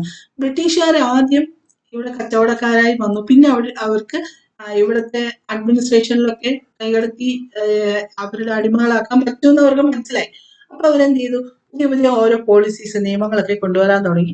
അതിൽ ഫസ്റ്റ് കൊണ്ടുവന്ന ഒരു സംഭവമാണ് സൈനിക സഹായ വ്യവസ്ഥ എന്ന് പറയുന്നത്. അതായത് ഓരോ രാജ്യത്തിലും പോയി പറഞ്ഞു, നിങ്ങൾക്ക് എന്തെങ്കിലും ഒരു പ്രശ്നം വരികയാണെങ്കിലും മറ്റൊരു രാജ്യവുമായി യുദ്ധത്തിനൊക്കെ പോവുകയാണെങ്കിലും ഞങ്ങൾ സഹായിക്കാം, സൈന്യത്തിനെയും ആയുധങ്ങളും ഒക്കെ തരാം എന്ന് പറഞ്ഞ് അവരുമായിട്ട് ഒരു ഇതില് സന്ധിയിൽ ഏർപ്പെടുകയാണ്. അതാണ് സൈനിക സഹായ വ്യവസ്ഥ എന്ന് പറയുന്നത്. ഇതിനെക്കുറിച്ച് ശരിയായത് ഏതാണെന്നാണ് ചോദിക്കുന്നത്. ഇങ്ങനൊരു വ്യവസ്ഥയിലൊക്കെ ഒപ്പിടുകയാണെങ്കിൽ പിന്നീട് എന്ത് ചെയ്തു? ഇവർക്ക് പൂർണ്ണമായ അധികാരമൊന്നും നൽകിയില്ല. സൈനിക സഹായ വ്യവസ്ഥയ്ക്ക് നാട്ടുരാജ്യന്മാർക്ക് പരിപൂർണ അധികാരം നൽകിയില്ല, ഇവിടെ നൽകി എന്നുള്ളതാണ്. അപ്പൊ അത് തെറ്റാണ്. സൈനിക സഹായ വ്യവസ്ഥയിൽ ചേരുന്ന നാട്ടുരാജാവ് ഇംഗ്ലീഷ് ഈസ്റ്റ് ഇന്ത്യ കമ്പനിയുടെ ഒരു സ്ഥിരം സൈന്യത്തെ നിലനിർത്തണമെന്നൊരു കാര്യം ഉണ്ടായിരുന്നു, അത് ശരിയാണ്. സൈനിക സഹായ വ്യവസ്ഥയിൽ ചേരുന്ന നാട്ടുരാജാവിന് മറ്റു വിദേശ രാജ്യവുമായി ബന്ധം സ്ഥാപിക്കാവുന്നതെന്നുള്ളത് തെറ്റാണ്. ഓക്കെ, ഇവരുടെ വ്യവസ്ഥയിൽ ഇങ്ങനെയൊക്കെ പറയുന്നുണ്ട്. ഓക്കെ, അതായത് ഞങ്ങൾ നിങ്ങളെ സഹായിക്കാം, പക്ഷെ മറ്റൊരു രാജ്യവുമായി നിങ്ങൾക്ക് എന്ത് ചെയ്ത് ബന്ധം ഉണ്ടാവരുത് എന്നാണ് പറഞ്ഞത്. ഓക്കെ, അപ്പൊ 3 തെറ്റാണ്. അടുത്ത 4, സൈനിക സഹായ വ്യവസ്ഥയിൽ ചേരുന്ന നാട്ടുരാജ്യം ഒരു ബ്രിട്ടീഷ് റെസിഡന്റിനെ തലസ്ഥാനത്ത് നിലനിർത്തണമെന്നുള്ളത് ശരിയാണ്. നമുക്ക് ശരിയായതുള്ളതാണ് കാണേണ്ടത്. 2ഉം 4ഉം ശരി, 1ഉം 3ഉം തെറ്റാണ്. ഓപ്ഷൻ ബി ആണ് നമ്മുടെ ആൻസർ. ഓക്കെ, ക്ലിയർ ആണെന്ന് ഞാൻ കരുതുന്നു. അടുത്ത ക്വസ്റ്റ്യനിലോട്ട് പോവാം.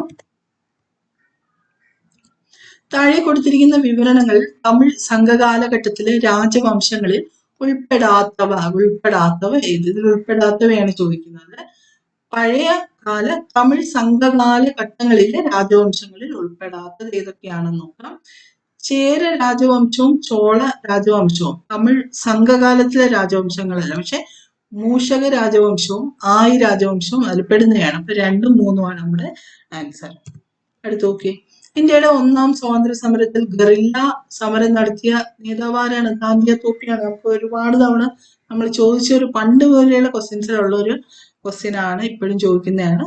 ഓക്കെ, അടുത്ത ക്വസ്റ്റ്യൻ നോക്കാം. പുരാതന കാലത്ത് കേരളവുമായി യവനന്മാർക്കും റോമക്കാർക്കും ഉണ്ടായിരുന്ന വാണിജ്യ ബന്ധത്തിന്റെ ശക്തമായ തെളിവുകൾ ഉത്ഖനനത്തിലൂടെ ലഭിച്ച പ്രദേശം പട്ടണം എന്ന് പറയുന്ന പ്രദേശമാണ് കേട്ടോ, പട്ടണം. നമ്മുടെ 2024 ഇപ്പൊ ഈ വീഡിയോ റെക്കോർഡ് ചെയ്യുന്ന സമയത്ത് ഓഗസ്റ്റ് ആയിട്ടേ ഉള്ളൂ. ഇതുവരെ, അതായത് ജനുവരി മുതൽ ജൂലൈ വരെ ചോദിച്ചിട്ടുള്ള ഇന്ത്യൻ ഹിസ്റ്ററിയിലെ ചോദ്യങ്ങളും അതിന്റെ റിലേറ്റഡ് ഫാക്ട്സുമാണ് നമ്മൾ ഈ ഒരു ക്ലാസ്സിൽ കണ്ടത്. തീർച്ചയായും നിങ്ങൾക്ക് അടുത്ത് എഴുതാൻ പോകുന്ന എക്സാമിന് ഈ ഒരു ക്ലാസ് ഉപകാരപ്പെടുമെന്ന് എനിക്ക് ഉറപ്പാണ്. നിങ്ങളുടെ അഭിപ്രായങ്ങൾ കമന്റ് ബോക്സിൽ കമന്റ് ആയിട്ട് പറയണം. വീഡിയോ ഇഷ്ടമായാലും ലൈക്ക് ചെയ്യണം, ഷെയർ ചെയ്യണം, സബ്സ്ക്രൈബ് ചെയ്യണം ചാനൽ സബ്സ്ക്രൈബ് ചെയ്തിട്ടില്ലെങ്കിൽ. അപ്പം മറ്റൊരു ക്ലാസ്സുമായിട്ട് വീണ്ടും കാണാം. Thank you.